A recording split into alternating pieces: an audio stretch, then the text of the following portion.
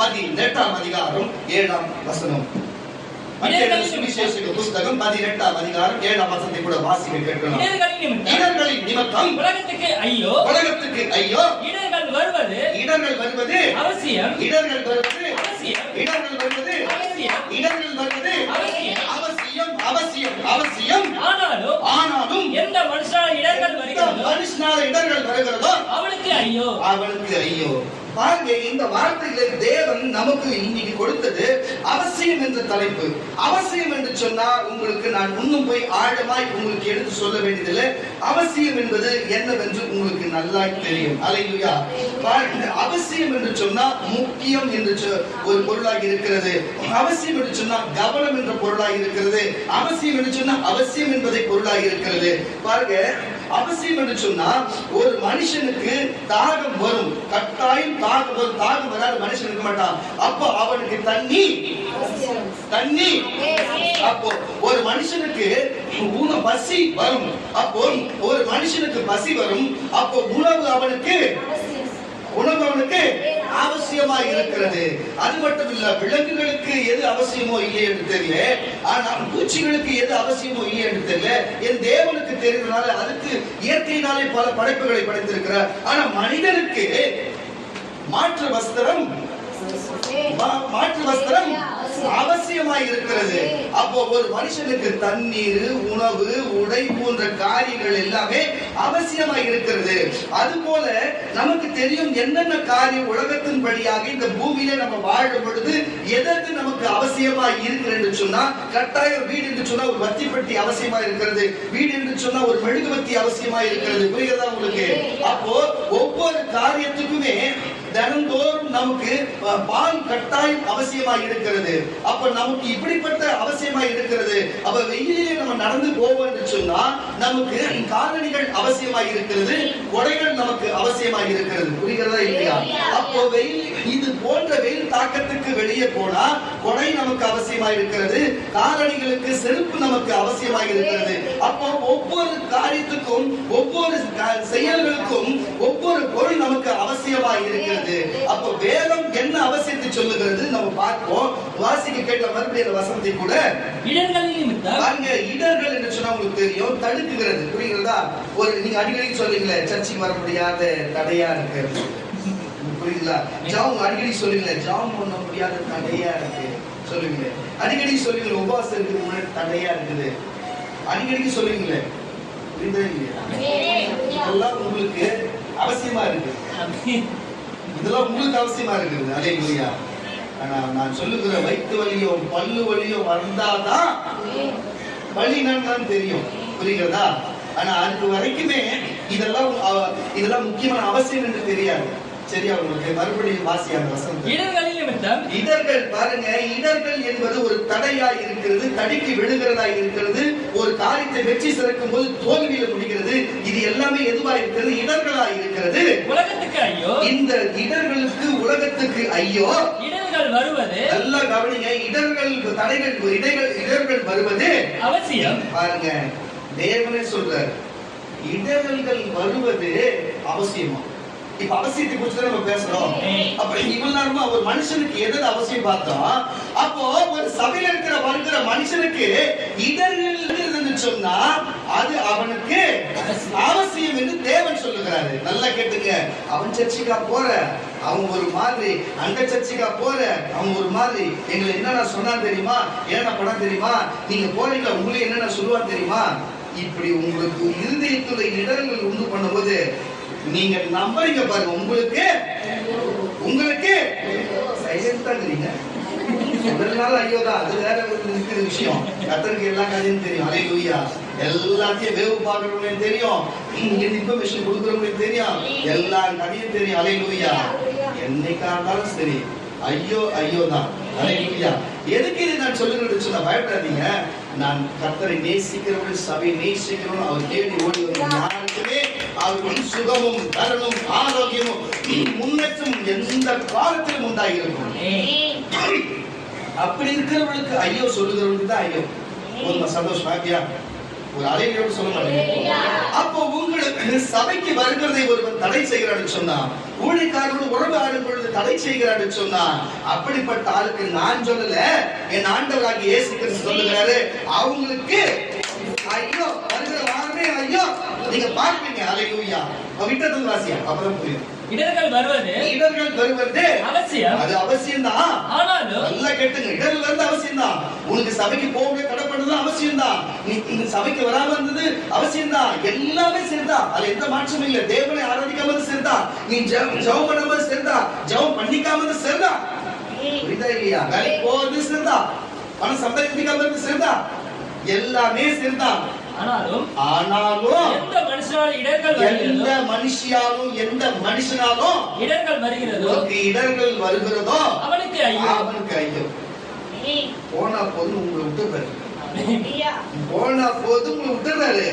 ஆனா இப்படிப்பட்ட ஒரு காரியத்துக்கு இடர்கள் உண்டாக்குறாங்க பாருங்க, அவங்களுக்கு இப்படி சொல்றாங்க ஐயோ ஐயோ அப்படி சொல்ல புரியுமா? ஷார்ட்டா அழகா சொல்றாரு, அவங்களுக்கு தான் ஐயோ. இதே ஒரு சபைக்கு போங்க, அங்க போங்க, போய் சபையில போய் உட்காருங்க, ஒரு சுவிசேஷத்தை கேளுங்க, ஒரு பிரசங்கத்தை கேளுங்க, ஆண்டவரை கலந்து கொள்ளுங்க, ஜெபிங்க, ஜெபித்துக் கொள்ளுங்க, போங்க, பிரச்சனை சொல்லுங்க, இப்படி ஒரு காரியத்தை செய்யுங்க, வீட்டுல இருக்காது போய் கடவுள் தேடி ஓடுங்க அப்படின்னு சொல்லி ஒரு வேலை சொல்லுவாங்கன்னு சொன்னா, அல்லேலூயா. அவனுக்கு ஆன்லைன் இப்ப கிடையாது, எல்லாமே கெடுக்கிறவங்க தான் இருக்கிறாங்க. மனதை கெடுக்கிறவங்களும் உடலை கெடுக்கிறவங்க சரீரத்தை கெடுக்கிறவங்க தான் இருக்கிறாங்க. ஆனா ஈஸியா சொல்லலாம், அவங்களுக்கு ஐயோ மத்த எல்லாமே வந்துச்சு, அது ஒண்ணுதான் வரல, அது கட்டாயம் வந்துடும் அவங்களுக்கு ஐயோ. அப்போ இடர்கள் வருகிறது அவசியம். அப்போ ஒரு மனுஷனுக்கு சபைக்கு வர முடியாத காரியம் வரும், ஆனாலும் அது அவசியம். ஏன்னு சொன்னா அவன் விசுவாசமா இருக்கிறானா, சபையை நேசிக்கிறானா, தேவனை நேசிக்கிறானா, அவங்க உண்மை இருக்கிறாங்களா, அவங்க தேவைக்கு வருகிறார்களா, அவங்க உண்மையாய் வருகிறார்களா, தேவனை மெய்யா தேட வருகிறார்களா, தேவனுக்கு ஊழியம் செய்கிறார்கள் என்று ஊழியக்காரன் கண்டறிவதற்கும் அவர்களுக்கு விசுவாசம் எந்த அளவுக்கு இருக்கு அவங்க அறிந்து கொள்வதற்கும் இதை தேவன் தாமே அனுமதிக்கிறார். இது வருவதற்கு அமைதியா இருக்கிறார். ஆனால் பூமியில அனுமதிச்சாங்க வராத அளவுக்கு அவங்களுக்கு ஐயோ. நான் சொல்ல இயேசுவே இந்த பூமியில வாழும்போது பேசின வார்த்தைகள் வசந்த வாசியா புரியும். இடர்களின் நிமித்தம் உலகத்துக்கு ஐயோ. இடர்கள் உலகத்துக்கு வருவது அவசியம் தான். ஆனாலும் எந்த மனுஷனாலும் இடர்கள் வருகிறதோ அவனுக்கு ஐயோ. புரிகிறதா இல்லையா? சபைக்கு போகும்போது ஒருத்தர் வந்து கெடுத்தா, ஒருத்தர் போகும்போது ஒருத்தர் கெடுத்தா, மனதை கெடுத்தா அவங்களுக்கா? புரியுதா இல்லையா? அவங்களுக்கு ஐயோ. இதுதான் விஷயம். நான் சொல்லுகிறது, ஒரு தற்கொலைக்கு முயற்சி பண்ண சாவ போறான், ஒரு குடிக்க போறான், ஒரு திருட போறான்னா அப்ப சைலண்டா இருப்பாங்க. சபைக்கு வந்தா யாருன்னா கெட்டு போவாங்களா? சபைக்கு வந்தா கஷ்டப்படுவாங்க, சபைக்கு வந்தா எப்படி போவாங்க? நல்லா தானே இருப்பாங்க. இடர்கள் வரதான் செய்யும், ஆனா அது அவசியம். ஆனா இடர்கள் உண்டு பண்ணுகிறது யாருன்னு அவர்களுக்கு ஐயோ. அப்போ என்ன வார்த்தை சொல்றேன்னா அவசியம் என்ற வார்த்தை. இப்ப நான் சொன்ன ஒரு மனுஷனுக்கு தாகம் இருந்தா கட்டாயம் தண்ணி, உணவு, உடை, காலையில் எழுந்த பால் அவசியம். அல்லேலூயா. அப்ப பிறந்த குழந்தைகளுக்கு பாருங்க கட்டாயம் தாய் அரவணைப்பு அவசியம். ஏன்னு சொன்னா நாங்க இடையில நானும் என் மனைவியும் கிரேஸை வச்சு கையில வச்சிருக்கிறோம். சொல்லிதான் கொஞ்சம் பாதி சொல்றேன். பக்கத்துல விக்கியும் குளோரி கொஞ்சம் வெளியே போயிட்டாங்க. நான் அப்பயே சொன்னேன், அது அழ போது கூட புத்தாண்டு இது மாதிரி தொல்லை கொடுக்காத அழும் அப்படின்னு சொல்லிட்டு நல்ல ஒரு அறம் நல்லா இருந்திருக்கும். அதுக்கப்புறம் அழ ஆரம்பிச்சிருப்பாரு. என்னென்னமோ பண்ணி பார்த்தோம். போய் பால் சுட வச்சு பார்த்தா பால் கெட்டு போச்சு. என்னென்னமோ பண்ணி பார்த்தோம். நான் அப்புறமேட்டு சொன்னேன், சரி இப்ப வேணாம். எதுக்கு சொல்றேன்னா என்னென்னமோ பண்ணி பார்த்தோம், ஆனா அது அழகை நிறுத்தவே இல்லை. அவங்க அம்மா வந்ததுக்கு அப்புறம் தான் அம்மா பார்த்தவங்க தான் அம்மாட்ட பால் குடிச்சவங்க தான் அழகிச்சு. அப்போ ஒரு ஒரு பிள்ளைக்கு கட்டாயம் தாய் அவசியம். அது சொல்ல ஒரு புரிதலுக்காக சொல்லுங்க. ஒரு கட்டாயம் தாய் அவசியம். தாய் என்ற பேர்ல இருக்கிறவங்க அதுக்கு அவசியமா இருக்க மாட்டாங்க. மெய்யாகவே தாய் தான் அவசியமா இருக்க முடியும். அதனால கர்த்தருடைய பிள்ளைகளே, வேதம் என்னென்ன இந்த பூமியிலே மனுஷன் வாழ்வதற்கு என்னென்ன அவசியம், என்னென்ன அவசியம் இல்லாத காரியம் என்பது வேதம் ஒரு குறிப்பிட்ட குறித்த காரியத்தை சொல்லுகிறது. நம்ம அதுக்குள்ளே போவோம். பிறகு எது அவசியம் எது அவசியம் இல்லை என்று சொல்லுகிறதை நம்ம தெரிந்து கொள்வோம். ஆதியாகமம் புஸ்தகம் வாசிக்க கேட்கலாம். ஆதியாகமம் புஸ்தகம் 17ஆம் அதிகாரம் 13ஆம் வசனம். ஆதியாகமம் புஸ்தகம் 17ஆம் அதிகாரம் 13ஆம் வசனத்தை கூட வாசிக்க கேட்கலாம். உன் வீட்டிலே பிறந்த பிள்ளையும் பாருங்க, மத்தேயு 18:7 தேவகரம் பியூரா எடுத்து வச்சுங்கப்பா. நீ வாசியா. உன் வீட்டிலே பிறந்த பிள்ளையும் அங்க என்ன சொல்ல வர்றாருன்னா, ஆபிரகாமை பார்த்து தேவனாகிய கர்த்தர் ஒரு காரியத்தை சொல்லுகிறார். அப்போ ஆபிரகாமுக்கு பாருங்க, ஆபிரகாமோடும் சாராளுக்கும் இணைந்து அவங்களுக்கு திருமணமாச்ச ஒழியே பிள்ளை பிறக்கவில்லை. ஆனால் ஆபிரகாமுக்கும் அங்க இருக்கிற ஆகாருக்குமே, அங்க பணிவிடை செய்கிற அந்த வேலைக்காரியாகிற ஆகாருக்கும் ஆபிரகாமுக்கும் பிள்ளை பிறந்தது. நல்லா புரிஞ்சு கொள்ளுங்க. அது நேரடி வாரிசா இல்லாம இருந்தாலும் பிள்ளை பிறந்தது. ஆனா என்ன சொல்லுகிறாரு சொன்னா, தேவன் அவரை பார்த்து, நான் சாராளுக்கும் உனக்கும் பிள்ளை கொடுப்பேன், அதை ஆசீர்வாதமா வைப்பேன், அது இருக்கட்டும் ஒரு பக்கம். நான் என்ன உனக்கு சொல்ல வருகிறேன்னு சொன்னா, நீ பணம் கொடுத்து நீ ஒரு பிள்ளைய வாங்கி வந்தாலும் சரி, அதை தத்தெடுத்தாலும் சரி, இல்ல உங்ககிட்ட நீ அது பிறந்தாலும் சரி, ஆனா அந்த பிள்ளைக்கு நீ நுனித்தோலைக்கு நீ கத்தரித்து, நீ அதுக்கு சுன்னத் பண்ணி, நீ அதுக்கு விருத்த சேதனம் பண்ணி, அது நீ செய்தால் ஒழிய அப்பதான் அது நம்ம சமூகத்தை சார்ந்தது, அப்பதான் அது என்னுடைய மகனா வரும், அப்பதான் அதுக்கு நான் தேவனா இருப்பேன். இது கட்டாயம் கட்டாயம். உனக்கு பிறந்தாலும் சரி, உன் பிள்ளையை தத்தெடுத்து வளர்த்தாலும் சரி, இந்த காரியத்தை கட்டாயம் செய்ய அவசியமாக இருக்கிறது என்று சொல்லுகிறார். ஒரு உலக மனுஷருக்கும் தேவனுடைய வம்சாவழியில பிறக்கிற பிள்ளைகளுக்கும் ஒரு வித்தியாசம் கட்டாயம் அவசியம் இருக்க வேண்டும் என்பதற்காக இந்த ஒரு அவசியத்தை ஆபிரகாமிடத்தில் தேவன் சொல்லுகிறார். வாசிக்க கேட்கிற அந்த வசனத்தை கூட, உன் வீட்டிலே பிறந்த பிள்ளையும், உன் வீட்டிலே பிறந்த பிள்ளையும், உன் பணத்திற்கு கொல்லப்பட்டவனும், விருத்த சேதனம் எனப்படுவது பணத்தை கொடுத்து வாங்கப்பட்டவனும் அவசியம். இப்படி நல்ல கேட்டு மறுபடியும் வசனம் தெளிவாக புரியுற வசனம். உன் வீட்டிலே பிறந்த பிள்ளையும், உன் வீட்டிலே பிறந்த பிள்ளையும், உன் பணத்திற்கு கொல்லப்பட்டவனும் விருத்த சேதனம் பண்ணப்படுவது கட்டாயம் விருத்த சேதனம் பண்ணப்படுவதற்கு அவசியம். அது அவசியம். இப்படி என் உடன்படிக்கையை, இதுதான் சொல்ற, ஒரு உடன்படிக்கையை உங்கள் மாம்சத்திலே நித்திய உடன்படிக்கையாக இருக்க கடவுது. அவர் சொல்லுகிறார், இந்த சரித்திர பிரகாரமாக ஒரு உடன்படிக்கை, ஒரு ஒப்பந்தத்தை நான் வைக்கிறேன். இந்த ஒப்பந்தப்படி நீ இறுதி வரைக்கும் அதை பயன்படுத்த வேண்டும் என்று சொல்லுகிறார்கள். அதே பயன்பாடு பாருங்க, நியாயப்பிரமாணம் அதுக்கு முன்பு வரல, அதுக்கப்புறம் நியாயப்பிரமாணம் வந்தது. நியாயப்பிரமாணம் சேர்த்து இந்த விருத்த சேதனமும் வந்தது. இன்றைக்கு வரைக்கும் யூதர்கள் இயேசுக்கு கூட விருத்த சேதனம் பண்ணியிருக்கிறாங்க. இன்றைக்கு வரைக்கும் யூதர்கள் விருத்த சேதனம் பண்றாங்க. இன்னைக்கும் பாத்தீங்கன்னா முஸ்லிம்ங்க பாத்தீங்கன்னா சுன்னத் என்று பண்ணுகிறார்கள். இது தேவனுக்கும் அவர்களுக்கும் ஒரு தொடர்பு உண்டாகும்படிக்கு தேவனே இந்த வார்த்தையை ஆபிரகாமிடத்தில் சொன்னதால, ஆபிரகாம் என் தகப்பன் என்று சொல்லப்படுகிற எல்லா சந்ததியாரும் அதை செய்து கொண்டிருக்கிறார்கள். அல்லேலூயா. அப்ப ஆபிரகாம் எனக்கு தகப்பன் என்று சொன்னா, இங்க இருக்கிற யாராகிலும் எனக்கு ஆபிரகாம் தகப்பன்னா ஒரு அழகிய சொல்லுங்களேன்.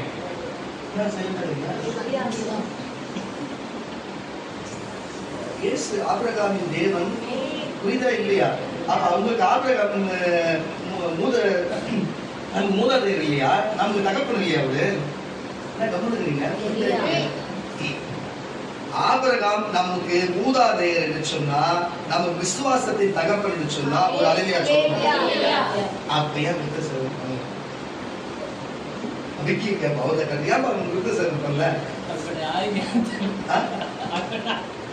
போலாமா இங்க திருப்திகளுக்கு ஒரு அழகியா சொல்லுவோமாக.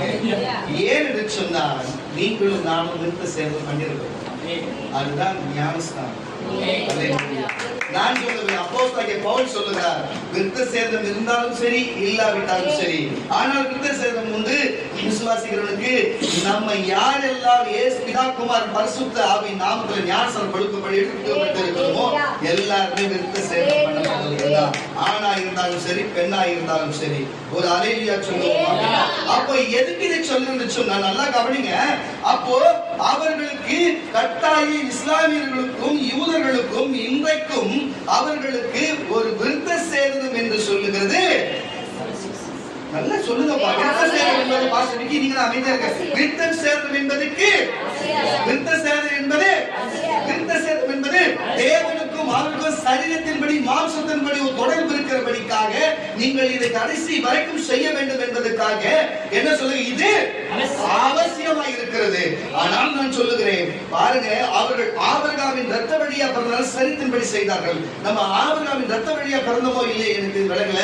ஆனாலும் அவர் ஆவிக்குரிய விசுவாசத்துக்கு தகப்பனா இருக்கிறதுனால நம்ம விசுவாசத்தின்படியே பிதாகுமாரன் பரிசுத்த ஆவி நாமத்தை ஞானஸ்நானம் பெற்றிருக்கிறதுனாலே நம்மளும் விருத்த சேதம் உள்ளவர்கள் தான் என்பதை புரிந்து கொள்வீர்களாக. அப்ப நம்ம கடைசி வரைக்குமே நம்மளுக்கும் தேவனுக்கும் ஒரு தொடர்பு என்று சொன்னா விருத்த சேதனம் இருக்கிறது. புரியுதா? விருத்த சேதனம் உள்ளவர்களும் ஏன்னா இயேசு விசுவாசம் பண்ணப்பட்டார், இயேசு ஞானஸ்நானம் எடுக்கப்பட்டார். புரியுதா? அப்போ இந்த மனுஷனாய் பிறந்த ஆணா பிறந்தா பெண்ணா பிறந்தா யாரா இருந்தாலும் இயேசு தன் தேவ பாவ மன்னிப்பு பரலோக ராஜ்யம் நித்திய ஜீவன் கொடுப்பேன் என்று உங்களை அழைத்திருக்கிறது. நான் பாவ மன்னிப்பு எனக்கு வேணும், பரலோக ராஜ்யம் வேணும், எனக்கு நான் சாவாத வாழ்க்கை நித்திய ஜீவன் வேணும் என்று விருப்பப்படுகிற நீ கட்டாயம் பிதாகுமாரன் பரிசுத்த ஆவி நாமத்தை முழுக்கு ஞானஸ்நானம் எடுத்தா நீ விருத்த சேதனம் பண்ணப்படுவாய். நீ இறுதி வரைக்கும் தேவனுடைய சரித்தின் தொடர்பாய் இருப்பார். தேவன் உனக்கு கொடுத்த வார்த்தையை நிறைவேற்றுவார். அப்போ ஞானஸ்தானம் என்பது ஒரு சபையிலும் சபை மக்களுக்கும் ஒரு விசுவாச மக்களுக்கும் எது என்னவா இருக்குது, அவசியமாக இருக்கிறது. அப்ப பாத்துங்க, இப்படிப்பட்ட ஒரு காரியம் இருக்கிறது. ஆதியாகமத்திலே அவர்களுக்கும் இன்றைக்கு வரைக்கும் யூதர்களும் சரி, இன்றைக்கு வரைக்கும் இஸ்ரவேலர்களும் சரி, இன்றைக்கு வரைக்கும் இஸ்லாமியர்களும் சரி அதை கடைபிடித்திருக்கிறார்கள். கிறிஸ்தவர்களாகிய நம்மளும் அதை புதிய ஏற்பாட்டின்படி கடைபிடித்திருக்கிறோம். ஒரு அல்லேலூயா சொல்லுவோம். அப்போ இப்படிப்பட்ட காரியம் இருக்கிறது. சரி, அப்போ இது ஞானஸ்நானம் என்பது கிறிஸ்தவர்களுக்கு அவசியம்.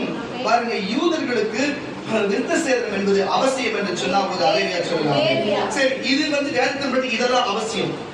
சரி, இன்னும் வேற என்ன அவசியத்தை வேதம் சொல்லுகிறது என்று பார்ப்போம். வாசிக்க கேட்கலாம். தானியேலின் புஸ்தகம் 3ஆம் அதிகாரம், தானியேலின் புஸ்தகம் 3ஆம் அதிகாரம் 16ஆம் வசனத்தை கூட, தானியேல் எழுதிய தீர்க்கதரிசன புஸ்தகம் 3ஆம் அதிகாரம் 16ஆம் வசனத்தை கூட சீக்கிரம். சாத்ராக் மேஷாக் ஆபேத்நேகோ என்பவர்கள், நல்லா கவனிங்க, சாத்ராக் மேஷாக் ஆபேத்நேகோ என்பவர்களுடைய வாழ்க்கையில என்ன காரியம் சம்பவிக்குதுன்னு சொன்னா, அங்க நேபுகாத்நேச்சர் அவனுடைய பாருங்க ஒரு பெரிய சிலையை வைத்துவிட்டு அதை வணங்க வேண்டும் என்று சொல்லுகிறது மட்டுமல்லாமல் அவர்கள் ஒரு குறிப்பிட்ட நாட்களுக்கு, இப்ப எல்லாரும் பாத்தீங்கன்னா 40 நாள் சாப்பிடாம வந்திருப்பாங்க. அது என்னவோ நமக்கு தெரியல, சாப்பிடாம வந்திருப்பாங்க. சில பேர் ஒரு குறிப்பிட்ட காரியத்தை எப்படின்னா உபவாசம் என்பது வேற, சரீரத்துல ஆடை அணிகிறது கூட ஒரு வித்தியாசமா இருக்கக்கூடாது என்று, பூ வைக்கக்கூடாது, பொட்டு வைக்கக்கூடாது என்று ஒரு குறிப்பிட்ட காரியத்தெல்லாம் செய்திருப்பாங்க. ஏன்னு கேட்டீங்கன்னா இது லென்த் டேஸ் இயேசு இதற்காக உயிர் கொடுத்தாரு என்று சொல்லி வாஸ்தவம் தான். ஆனால் இப்படிப்பட்ட காரியத்தை செய்கிறது போல அந்த நாட்களிலே நேபுகாத்நேச்சர் என்ன செய்திருக்கான்னு சொன்னா, ஒரு பெரிய விக்கிரகத்தை, ஒரு பெரிய சிலையை, அவனுடைய சிலையை வைத்து, அப்போ அவன் ஒரு குறிப்பிட்ட ராஜ விருந்து எல்லாருக்கும் கொடுத்து, ஒரு மாதத்துக்கு கொடுத்து அதை புசிக்கணும், வேற எதுவுமே புசிக்க கூடாது.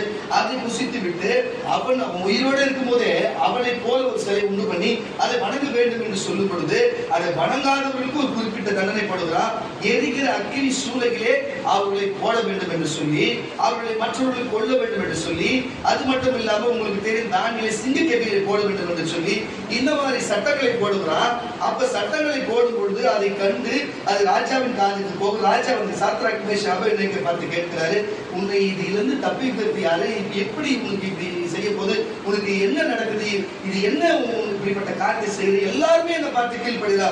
அங்க இருக்கிற நாட்டில் இருக்கிற எல்லா பிரஜைகளும் சரி, அங்க இருக்கிற சேவர்கள் எல்லாருமே அதை கீழ்படியும் பொழுது, அடிமைகளும் கீழ்படியும் போது, நீங்க மட்டும் ஏன்டா என்னுடைய சிலை வணங்காம, ஏன் நான் கொடுக்குற சாப்பிடாம எல்லாரும் புஷ்டி அடைகிறாங்க, நீங்க மட்டும் ஏன்டா இப்படியே இருக்கிறீங்கன்னு சொல்லி கேட்கும் பொழுது, அது உங்களுக்கு அவசியம் இல்லை. நீங்க என்ன செய்தாலும் சரி எங்களை தப்புவிக்க என் தேவனாகிய கர்த்தர் வல்லவராக இருக்கிறார் சொல்லி ராஜாவிடத்திலே ஒரு அடிமை பேசுகிறது இந்த லோகத்துல எங்கேயுமே முடியாது. ஆனா கிறிஸ்தவராகிய நமக்கு அது முடியும். ஏன்னா கிறிஸ்து நமக்கு தேவ பலனாய் இருக்கிறார். அல்லேலூயா. பரிசுத்த ஆவி நமக்கு பலத்தை தருகிறவராய் இருக்கிறார். மறுபடியும் வாசிக்க கேட்கலாம். இப்ப குறிப்பிட்ட வார்த்தை, சாத்ராக் மேஷாக் ஆபேத்நேகோ என்பவர்கள் ராஜாவை நோக்கி நேபுகாத்நேச்சரே, இந்த காரியத்தை குறித்து உனக்கு உத்தரவு சொல்ல, உங்களுக்கு நான் பதில் சொல்ல எங்களுக்கு அவசியம் இல்லை. நீ கேட்கிற கேள்விக்கெல்லாம் நான் உனக்கு பதில் சொல்ல எங்களுக்கு அவசியம் இல்லை. பதில் சொல்ல அவசியம் இல்லை. அப்போ கட்டாய ராஜாவுன்னு கேட்டா அது சொல்லி அவன் அதுதான் அவசியமான காரியம். எனக்கு அவன் திமிரா பேச அவசியம் இல்ல. நாங்கள் ஆராதிக்கிற தேவன் எங்களை தப்புவிக்க வல்லவராய் இருக்கிறார். அவர் எரிகிற அக்கினி சூளைக்கும் ராஜாவாகிய உம்முடைய கையிக்கும் நீங்களாக்கி எங்களை விடுவிப்பார் என்று அவ்வளவு தைரியமா ஒரு ராஜாவை பார்த்து பக்கத்து தேசத்திலிருந்து அடிமைப்பட்டு போன சாத்ராக் மேஷாக் அபேத்நேகோ அவர்கள் நேர்த்து எதிர்த்து சொல்லுகிறான்னு சொன்னா, எங்கிருந்து வந்த தைரியம், எங்கிருந்து வந்த வைராகியம், எங்கிருந்து வந்த விசுவாசம்? ஆபிரகாமின் வம்சத்தில் வந்த விசுவாசம். ஆபிரகாமின் விசுவாசத்தின் தகப்பனா விளங்கினபடினாலே, அந்த வம்சத்தில் வந்த விசுவாசமாய் இருக்கிறபடினாலே, விசுவாசத்தை சொன்னபடியே உங்களுக்கு தெரிய வருகிற அக்கினிச்சூளையில் போட்டாலும் சரி, 3 பேர் எரிகிற இடத்துல 4வது ஒரு ஆள் எரிந்து உள்ள இருக்கிறான்னு சொல்லி, ஆனால் அவர்கள் வெளியே வருகிறார்கள். ஒரு இடத்துல கூட அவர்கள் காயப்படாமல் தேவ தூதனானவர் காத்தார் என்று வேதம் சொல்லுகிறது. பிறகு இவர் தேவனை புரிந்து கொண்டு பிறகு அந்த தேவனுடைய தீர்க்கதரிசியின் வார்த்தை கேட்டு பிறகு தேவனை ஏற்றுக்கொண்டதையும் அந்த வரலாறு உங்களுக்கு தெரிந்திருக்கும் என்று நான் அறிகிறேன். கர்த்தருடைய பிள்ளைகளை, இதுல இருந்து என்ன தெரியுதுன்னா, சோறுக்காக, ஒரு தேவைக்காக, ஒரு பணத்திற்காக என் ஆண்டவரை நீங்கள் ஒரு காலம் காசை பார்த்து நல்லா புரிஞ்சுக்கொள்ளுங்க. காசு கொடுக்கிறாங்கன்றது தேவன் எனக்கு வேணாம், நல்லா புரிஞ்சுக்கணும். தேவன் வேணான்னு போறதும், காசு எனக்கு தேவன் கொடுக்கல என்று தேவன் வேணான்னு போறதும் ஒண்ணுதான். கரெக்டா? புரியுதா இல்லையா? இது போல எங்களுக்கு தேவையை சந்திக்கல என்றதுனால, வேற ஒருத்தங்களுக்கு தேவை சந்திச்சாங்கன்றதுனால தேவனை விட்டு போறது ரெண்டும் ஒண்ணுதான். அல்லேலூயா. இப்படிப்பட்ட மனநிலையில் இருக்கிற ஜனங்கள் நம்ம சபையும் உண்டுதான். உங்களை பார்த்து பரிசுத்த ஆவியானவர் சொல்லுகிறார், தயவு செய்து உங்கள் எண்ணங்களையும் புத்திகளையும் தெளிவு அடைந்து கொள்ளுங்கள். கர்த்தருடைய பிள்ளைகளே, தயவு செய்து உங்களுக்கு புத்தியை கெடுத்து உங்களுக்கு இடர்கள், சபைக்கு வராதபடி இடர்கள் செய்தவர்களும், உங்களுக்கு ஊழியத்துக்கு வராத இடர்கள் செய்தவரும், உங்களுக்கு ஊழியம் செய்யாதபடி இன்னைக்கு இடர்கள் செய்தவர்களும், இன்னைக்கு உன் வாழ்க்கையில எல்லாத்துக்கும் தோல்வி அடைந்து நீ செய்கிற காரியம் வெற்றி இல்லாமல் நீ தோல்வி நிலையில் இருக்கிறதுக்கும் எல்லாம் அதுல தோல்வியா இன்னைக்கு நிக்கிறதுன்னு சொன்னா அது ஒரு இடரல் காரியம். அந்த இடரல் காரியம் எந்த மனுஷியால வந்தது, எந்த மனுஷனால வந்தது என்று நீ உற்று கவனித்து பார்ப்பாய் என்று சொன்னா, தயவு செய்து சொல்லுகிற அவர்களுக்கு ஐயோ. அது மட்டும் புரிஞ்சுக்கோ. ஆனா இது உங்களுக்கு அவசியம்தான், இது உங்களுக்கு அவசியம்தான். இப்பொழுது தேவனை புரிந்து கொண்டு அவர் இடர்களை விட்டு வெளியே வந்து தேவனை ஆராதித்து அவருக்காக ஓடும் பொழுது, அல்லேலூயா, இல்லாதவர்களை இருக்கிறவர்களை அழைக்கிற தேவன், மறு வாழ்வை கொடுக்கிற தேவன், இருக்கிற ஸ்தானத்திலிருந்து உங்களை உயர்த்துகிற தேவன், சும்மா கடை கோடான கோடிய பெருக வைக்கிற தேவன், வான் உயர உயர்த்துகிற தேவன், வருமானத்தை உயர்த்துகிற தேவன், பிரச்சனையை மாற்றி சந்தோஷத்தினால் உங்களை உயர்த்துகிற தேவன், ஆரோக்கியத்தினால் உங்களை உயர்த்துகிற தேவன், சந்தோஷம் மனமகிழ்ச்சி உயர்த்துகிற தேவன், ஆவியை உயர்த்துகிற தேவன், வல்லமை வரங்களை உயர்த்துகிற தேவனாக இருக்கிறார். இடர்கள் அவசியம்தான். ஆனா எதனால் வந்தது என்று கவனித்து பார்த்தா, இடர்கள் கொடுத்தவர்களுக்கு ஐயோ என்பது மட்டும் புரிந்து கொள்ளுங்க.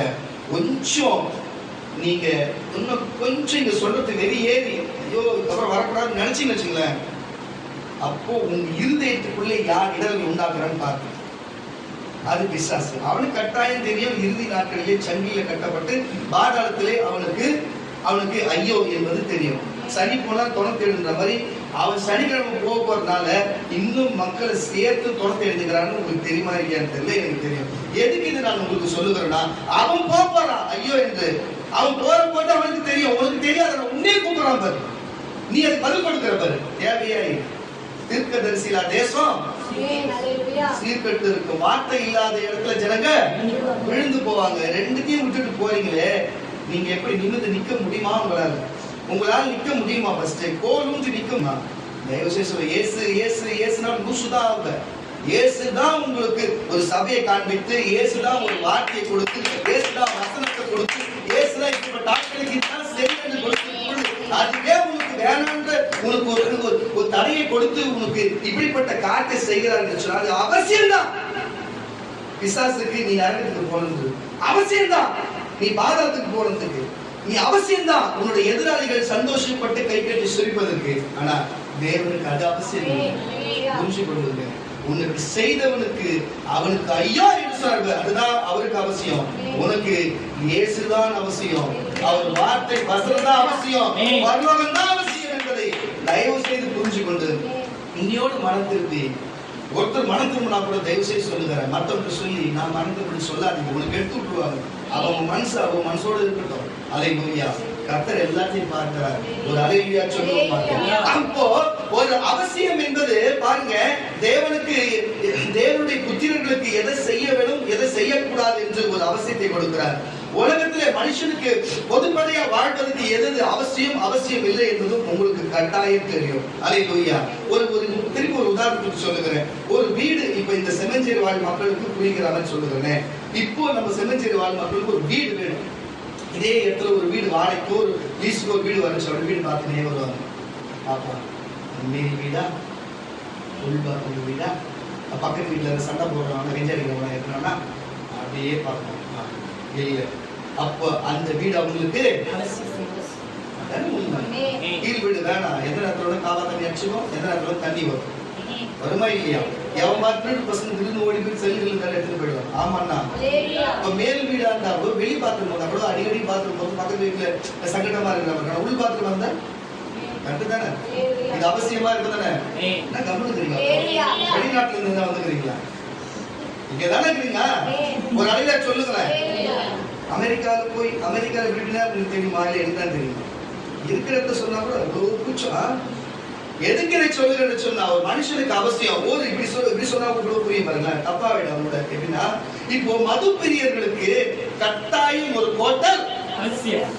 கட்டாயம் ஒரு கோட்டர் பாருங்க. கெஞ்சா பிரியருக்கு ஒரு கொட்டலம் அவர்களுக்கு பாருங்க. ஆன்ஸ் பிரியருக்கு ஒரு பாக்கெட்டு ஆன்ஸ் அவசியம். அப்ப இதுவெல்லாம் அவனுக்கு அவசியம். குழந்தைக்கு தாய் அவசியம். அல்லேலூயா. தாகத்துக்கு தண்ணீர் அவசியம். உணவுக்கு பாருங்க, பசிக்கு உணவு அவசியம். தூங்குவதற்கு வீடு அவசியம். குளிருக்கு போர்வை அவசியம். அல்லேலூயா. அப்போ பாருங்க, இப்படிப்பட்ட ஒவ்வொரு காரியமா இருக்கிறது கர்த்தருடைய பிள்ளைகளே. எல்லாருமே ஒரு அவசிய பொருளா இருக்கிறது. இப்படிப்பட்ட இருட்டிலே இருக்கும் பொழுது பத்திப்பட்டி மெழுகுபத்தி மின்சாரம் போன பிறகு வெத்திப்பட்டியும் பாத்தீங்கன்னா மெழுகுபத்தியும் அவசியமாக இருக்கு. அப்போ ஒவ்வொரு காரியமா இருக்கு. இப்ப அடிக்கிற வெயில கரண்ட் போச்சுன்னா ஐயோயோ எப்படா கரண்ட் வரும் என்று மின்சாரம் வந்தால் போதும் என்று மின்சாரத்தை பார்த்து ஒரு மின்சாரம் வருவது ஒரு அவசியமா இருக்கும். ஆண்டவரே இப்ப அந்த சூழ்நிலை இருக்குது, ஜனம் முடிச்சு போனதை கூட பார்த்துக்கலாம், மின்சாரத்துக்கு பூச்சி வைக்க. எதுக்கு இதை நான் சொல்றேன்னு சொன்னா, ஒவ்வொரு காரியத்துக்குமே ஒவ்வொரு காரியம் அவசியமா இருக்கு. இதெல்லாம் உலகத்தின்படி தெரியும், நம்ம எளிவா சொல்லிட்டு போயிட்டேன். ஆனா வேதம் எது அவசியத்தை குறிக்கிறது என்று. அப்போ ஒரு மனுஷன் தேவ மனுஷனோடு இணங்கி இருக்க வேண்டுமான காரியம் அவசியமா இருக்குது. ஒண்ணு, சபைக்கு வருகிறது, சபை கூடுதல் சில விட்டு விடுறது போய் நீங்க விட்டு விடாதீங்க. சபை கூடுதல் கட்டாயம் நம் வரணும் சொல்லுகிறது. சபைக்கு வருகிறது, ஒன்று கூடி ஜெபிப்பது, பிரசங்கத்தை கேட்பது. அல்லேலூயா. அப்போ இப்படிப்பட்ட ஒரு கிறிஸ்தவனாக இதெல்லாம் அவசியமா இருக்கிறது. அல்லேலூயா. நான் சொல்லுகிறேன், நீங்க முறுமுறுப்பாய் அமர்ந்திருக்கிறது, ஏண்டா வந்தோன்னு அமர்ந்திருக்கிறது தான் தயவு செய்து சொல்லுகிறேன், நீங்கள் கடந்து போவது எனக்கு ரொம்ப அவசியமா இருக்கு. அல்லேலூயா. முறுமுறுப்பா இருந்து நான் முழுக்க கொடுக்கிற சாபம் மேல இறங்கி நீ மொத்தமா கஷ்டப்படுறதை விட நீ இப்பவே கிளம்பி போனீங்கன்னா உங்களுக்கு நல்ல அவசியமா இருந்தது. அல்லேலூயா. நான் சொல்லுகிறேன், கர்த்தருடைய பிள்ளைகள் எப்பயுமே தன்னை தாழ்த்தி உயர்த்தப்படுவான். சரி, ஏதோ தப்பு நடந்தது, மன்னிப்பு கேட்டு தேவன்கிட்ட மன்னிப்பு கேட்டு போய்கிட்டே இருக்கணும். அது எப்படின்னு கேட்கிற ஆளு கூட சேர்ந்தாலும் சரி, கேட்கிறவனும் சரி, அவர்களுக்கு இறுதியில ஐயோ. அப்போ தயவு செய்து சொல்லுகிறேன் கர்த்தருடைய பிள்ளைகளே, அப்போ இந்த மாதிரி காரியம், அப்போ ஒரு மனுஷன் கிறிஸ்தவனா இருந்தா அவன் பாவ மன்னிப்பு பரலோகராஜ்ய நித்திய ஜீவன் இயேசு கொடுப்பார் என்று சொன்ன வார்த்தைகளை அது பெற்றுக்கொள்ள வேண்டும் என்று சொன்னா கட்டாய விருத்த சேதனம் என்று சொல்லப்படுகிற பிதாகுமாரன் பரிசுத்த ஆவியினால முழுக்க ஞானசாரம் ஒவ்வொரு மனுஷனுக்கும் அவசியமாக இருக்கிறது. ஒரு தண்ணீர் பிடிக்கிறது எப்படி அவசியமோ அப்படியே தண்ணீரில் மூழ்கி எழுந்துகிறது கிறிஸ்தவர்களுக்கு அவசியமா இருக்கிறது. அல்லேலூயா. அப்போ இந்த மாதிரி ஒரு காரியம் மட்டுமல்லாம சாத்ராக் மேஷக் அபேத்நேகோவின் காலத்திலே பாருங்க, தான் மனுஷனாய் வாழ்ந்த ஒருவன் தான போல ஒரு சிலையை உண்டு பண்ணி அவனுக்கு பணம் இருக்கு, ஆள் இருக்கு, அதிகாரம் இருக்குது என்று எண்ணி அதுவே தெய்வம் என்று சொல்லி அதை வழிபடாதவனுக்கு, அதை வணங்காதவனுக்கு செய்தவனுக்கு அவனுக்கு அக்கினி சூழலில் எரிகிற அக்கினி சூழலில் போட வேண்டும் தண்டனை கொடுக்கும். நாங்கள் ஆராதிக்கிற தேவன் உண்மை உள்ளவன். அவர் ஆபிரகாமின் தேவன், ஈசாக்கின் தேவன், மோசே தேவன், இஸ்ரவேலின் தேவன். அவரே தேவன் இருக்கிறபடியினாலே அவன் அந்த உயிரோடு மனுஷனுடைய சிலையை அவன் வணங்காமல் இருந்தது.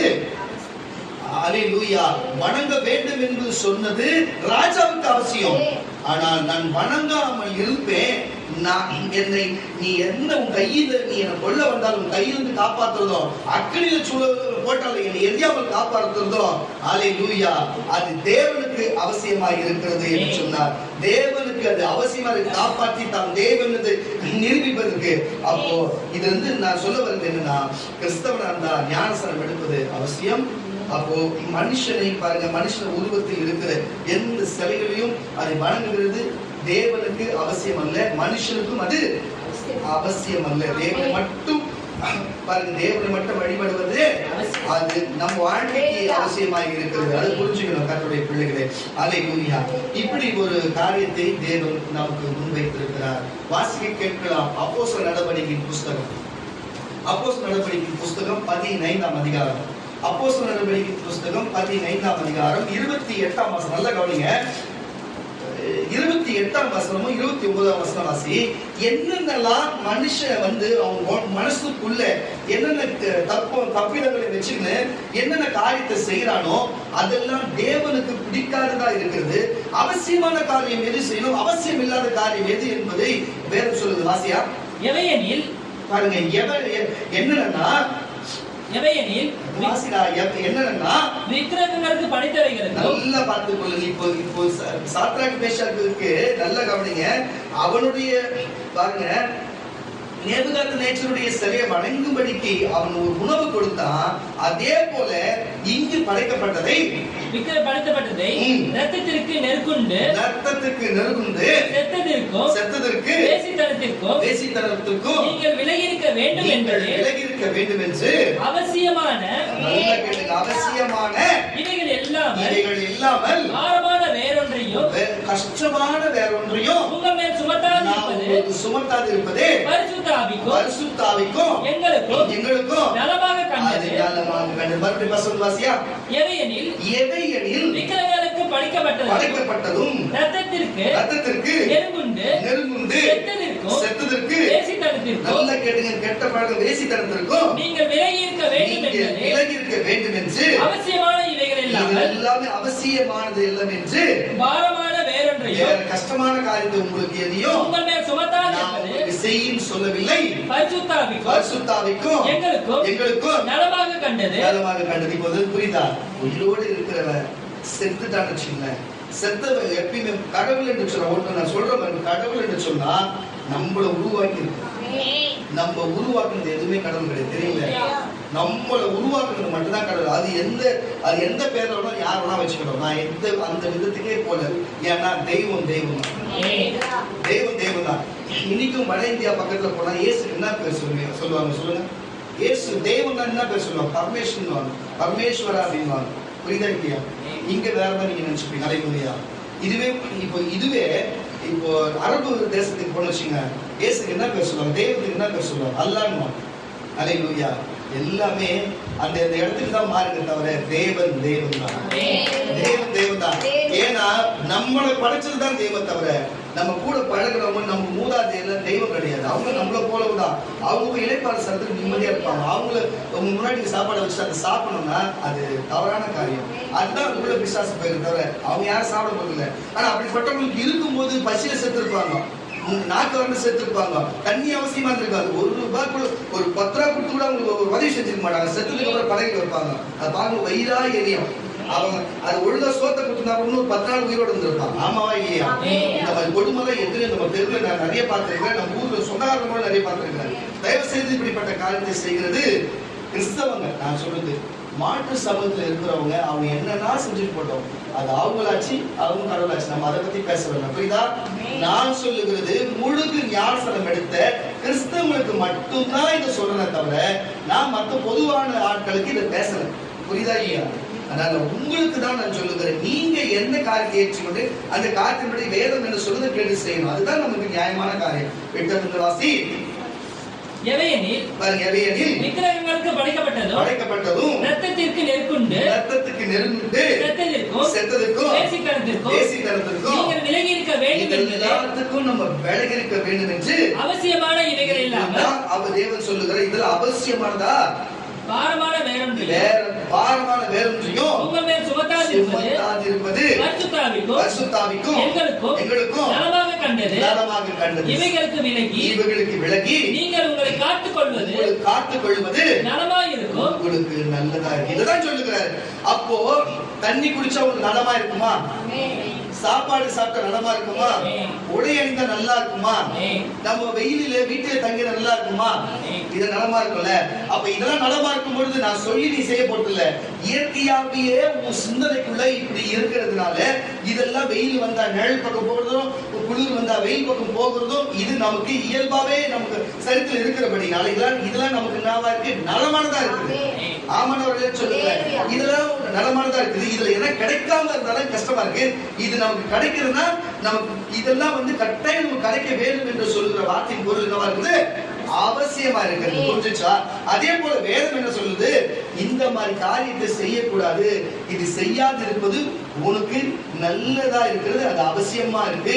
அதனாலதான் நான் உனக்கு சொல்றேன், தண்ணி எப்படியோ உணவு எப்படியோ இந்த காரியம் செய்யாது இருப்பது உன் வாழ்க்கைக்கு நல்ல காரியமா அவசியமானதா இருக்குன்னு சொல்லி வேதம் சொல்லுகிறது. அப்போஸ்தலனாகிய பவுல் இந்த காரியத்தை தன்னோட சீஷர்களுக்கும் அங்க சுற்றி வாழ்கிற மக்களுக்கும் போதிக்கிறார். இன்றைக்கு அதே வார்த்தையை தான் உங்களுக்கும் போதிக்க விரும்புகிறார். வாசிக்க கேட்கிற அப்போஸ்தலர் நடவடிக்கையின் புஸ்தகம் 5ஆம் அதிகாரம், அப்போஸ்தலர் நடவடிக்கையின் புஸ்தகம் 5ஆம் அதிகாரம் 29ஆம் வசனம். அப்போஸ்தலர் நடவடிக்கையின் புஸ்தகம் 5ஆம் அதிகாரம் 29ஆம் வசனத்தை வாசிக்க கேட்கலாம். அதற்கு பேதுருவும் மற்ற அப்போஸ்தலரும் மனுஷருக்கு கீழ்ப்படிகிறதை பார்க்கிறோம். இதுதான் விஷயம். அங்க நல்லா கவனிங்க. அங்க தானியேல் புஸ்தகத்துல என்ன செஞ்சாங்க? நல்லா கேளுங்க. புதிய ஏற்பாடு பழைய ஏற்பாடு. தானியேல் புஸ்தகத்துல ராஜா ஒரு பெரிய ஆளு, ராஜா ஒரு சிலையை வைத்து அந்த சிலையை வழிபடுறார் என்று சொல்லி அவங்கள்ட்ட பணங்குது, பொருளுக்குது, ஆளுகுது, அடியாது அது இதுன்னு சொல்லி மக்களை அடிமை கொண்டு போன மக்களுக்கு இப்படி செய்தான். ஆனா அங்க இருக்கிறவங்க மெய்யாய் தெரிஞ்சவங்க என்ன பண்ண செய்ய மாட்டேன்னாங்க. அதை அக்னியில போட்டான். ஆனாலும் தேவன் அவங்களை காக்கும்படிக்கு அவங்களோடு இருந்தாரு. இதெல்லாம் நம்ம பார்த்தோம். ஆனா இன்றைக்கும் புதிய ஏற்பாடு இன்றைக்கும் அநேக என்ன பண்றாங்கன்னா மனுஷனை தேவனை, நான் கூட எத்தனையோ மனுஷன் கனப்படுத்துவேன், நான் இல்லைன்னு சொல்லவில்லை. நான் கூட பெரியவங்களுக்கு மரியாதை கொடுப்பேன், இல்லைன்னு சொல்லவில்லை. எல்லாரையும் நேசிப்பேன். ஆனா என் மனசுக்குள்ள இருக்கும் தெய்வம் முதல். அதுக்கப்புறம் தான் நான் நேசிக்கிறவங்க, என் பசங்க, என் குடும்பம், மற்றது எல்லாமே. அல்லேலூயா. முதல் தெய்வம் தான் என் மனசுல எப்பயுமே அது இருக்கும். அல்லேலூயா. ஆனா சிலர் அதை மறந்து போயிட்டு தேவன் அம்மா அப்படின்னு கொஞ்சம் இறக்கிட்டு மனுஷத்துக்கு முன்னாடி வச்சிருப்பாங்க. இதை எதுக்கு நான் சொல்றேன்னா, மறுதியா செய்கிறது. பிசாசு உங்களுக்கு தடங்கள் வரும்படி, தடை வரும்படிக்கு உங்களை உணர்த்துகிறது. மனுஷன் இதை உங்களுக்கு அவன் செய்யறதை பார்த்து நம்ம அவன் செய்தா நல்லதா இருக்குன்னு சொல்லிட்டு செய்கிறது. இந்த மாதிரி காரியத்தை நிறைய பேர் செய்யறாங்க. ஆனா தயவு செய்து சொல்லுகிறேன், அதெல்லாம் விட்டு விடுங்க. வேதத்துக்கு அது புறமான காரியமா இருக்கிறது. ஏன்னா தேவனை மதிக்கிறது, தேவனை உயர்த்துகிறது, தேவனை ஆராதிக்கிறது தேவனை மட்டும்தான். மனுஷன் அதுக்கு கீழே தான் ஒழிய தேவ யூக்களுக்கு கூட விடக்கூடாது. ஆனா தேவனுக்கு மேல வைக்கிறாங்க அநேகர். அது தவறான காரியம். விட்டு வாசி. அதற்கு பேதுருவும் மற்ற அப்போஸ்தலரும் மனுஷருக்கு கீழ்ப்படிகிறதை பார்க்கிறோம். நல்லா கவனிங்க. மனுஷருக்கு அவங்க சொல்ற வார்த்தையை கேட்டு நடக்கிறதை பார்க்கிறோம். தேவனுக்கு கீழ்ப்படிகிறது, தேவனுடைய வார்த்தை சொல்ல கேட்டு நடப்பதே அவசியமாய் இருக்கிறது. அதான் சொல்ற, சபைக்கு வராத, அங்க போகாத, அவர் ஒரு மாதிரி, அங்க குடும்பம் ஒரு மாதிரி, அந்த சபை ஒரு மாதிரி, அது ஒரு மாதிரின்னு சொல்லி கெடுக்கிறவங்க பேச்சை கேட்கிற உருப்புடுவியா நீ? ஆனா தேவன் நமக்கு ஆசீர்வதிக்கவும் நன்மை செய்யவும் நம்ம வாழ்க்கை நல்லது நடக்கும், நம்ம கூடி இருக்கணும், நம்ம உண்டாஇருக்கணும், ஒரே ஆவி, ஒரே தேவன், ஒரே சரீரம், ஒரே ரத்தம், ஒரே பரலோகம் சொல்லி நமக்கு தேவன் எல்லா காரியத்தையும் கொடுத்திருக்கிறாரு. அதை விட்டு மனுஷனுடைய வார்த்தையை கேட்க போறியா, இல்ல தேவனுடைய வார்த்தையிலிருந்து வாயிலிருந்து புறப்படுற வார்த்தை எனக்கு அவசியமா? நீயே புரிஞ்சுக்கோ. தேவன் மாற மாட்டார். மனுஷன் அன்னைக்கு மாறிடுவோம், தேவன் மாற மாட்டார். அல்லேலூயா. மாறினவங்க நாங்க எவ்வளவு பேரை பார்த்துருக்கோம். மற்ற பேருக்கு நான் மாறினதா எவ்வளவு பேருக்கு இருக்கும், இருந்துட்டு போட்டோம். அதை பத்தி எனக்கு ஒரு பிரச்சனை இல்லை. அல்லேலூயா. ஏன்னா என்னை நேசிக்க ஒரு கூட்டம் இருக்கிறது. அல்லேலூயா. என்னை கவனித்து எந்த வழியில போகணும்னு சொல்லி அந்த வழி ஒழுங்குபடுத்த எனக்கு தேவதூதன் இருக்கிறாங்க. இவன் சொல்றதை கேட்டு சொல்றதை கேட்டு நான் இருக்கிறேன், சொல்றதுக்கு தேவன் இருக்கிறார். அல்லேலூயா. நான் மாறினதாகவும் பார்க்க இருந்து போடுறோம். அல்லேலூயா. ஆனால் நீ மாறினது எல்லாருக்குமே தெரியும் என்பது மட்டும் புரிஞ்சுக்கொள்ளும். அல்லேலூயா. வசந்த வாசியம். அதற்கு பேதுருவும் மற்ற அப்போஸ்தலரும் மனுஷருக்கு கீழ்ப்படிகிறதை பார்க்கிலும், நல்லா கேட்டுங்க, மனுஷருக்கு கீழ்ப்படிகிறதை பார்க்கிலும் தேவனுக்கு கீழ்ப்படிகிறது அவசியமா இருக்கிறது. அப்ப தேவனுக்கு கீழ்ப்படினா எங்க இருக்கணும்? சபையில இருக்கணும். தேவனுக்கு கீழ்ப்படிக்கணும், வசனத்தின்படி நடக்கணும். தேவனுக்கு கீழ்ப்படினா தேவனுக்கு உண்மையா ஊழியம் செய்யணும். இதுதான் தேவனுக்கு கீழ்ப்படிக்கிறது. சரியா இல்லையா?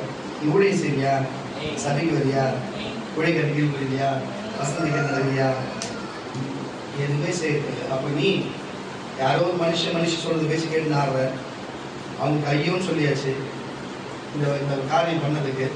அல்லேலூயா. எதுக்கு நான் சொன்னது? அந்த கர்த்தருடைய பிள்ளைகள் யாரு எவ்வளவு துணிச்சு கொண்டு நடங்க. தெய்வம் தாங்க முன்னாடி. தெய்வத்தை தேடுங்க, அவர் கருணையை தேடுங்க, அவர் கிருபையை தேடுங்க, அவர் தேடுங்க, உண்மையை தேடுங்க, உண்மை உள்ள தெய்வத்தை தேடுங்க. கர்த்தர் உங்களை விடுவிக்க வல்லவராக இருக்கிறார், உங்களை மீட்க வல்லவராக இருக்கிறார், உங்களை பரிசுத்தப்படுத்த வல்லவராக இருக்கிறார், உங்க வாழ்க்கையை மாறுதல் படுத்த வல்லவராக இருக்கிறார். அப்படி ஒரு வேலை எல்லாருக்கும் மாறுதல் உண்டாயிருந்தால் அந்த நன்றி விசுவாசத்துக்காச்சும் அவர் தேடுங்க. அல்லேலூயா. இருக்கிறதையாச்சு கர்த்தர் இன்னும் கொஞ்சம் உயர்த்துவார். இல்லைன்னு சொன்னா ஏற்கனவே இல்லாத போது இன்னமும் இல்லாத போனா சூழ்நிலை ஒன்றும் பண்ணவே முடியாது. தேவனை எதிர்த்துக்குன்னு ஒண்ணுமே பண்ண முடியாது. உலகத்துல தேவனுடைய வாயிலிருந்து புறப்படுற வார்த்தை எதிர்த்து ஒண்ணுமே பண்ண முடியாது. மனுஷன் ஒண்ணுமே செய்ய முடியாது. தயவு செய்து மனம் திரும்புங்க, தேவனுக்கு தேடுங்க, தேவனுக்கு நல்ல காரியம் செய்யுங்க. கர்த்தர் நல்லவர், அதை செய்ய வல்லவராக இருக்கிறார். ஒரு காரணம் தச்சு ஒரு அழகியா. அல்லேலூயா. அப்போ ஒரு மனுஷன் என்னென்ன காரியத்துக்கு அவசியமா இருக்கிறார்? அப்ப சபைக்கு வருகிறது கிறிஸ்தவனுக்கு அவசியமா இருக்கிறது. நல்லா புரிஞ்சு கொடுங்க, இதை நோட் பண்ணுங்க. கிறிஸ்தவனுக்கு சபைக்கு வருகிறது, வாரந்தோறும் சபைக்கு வருகிறது. சிலர் பாருங்க, வேதம் சொல்லுகிறது சபைக்குள்ள சிலர் விட்டு விடுகிறது போல நீங்க விட்டு விடாதிருங்க, நீங்க ஒழுங்கா சபைக்கு வாங்கன்னு சொல்லி சொல்றாரு.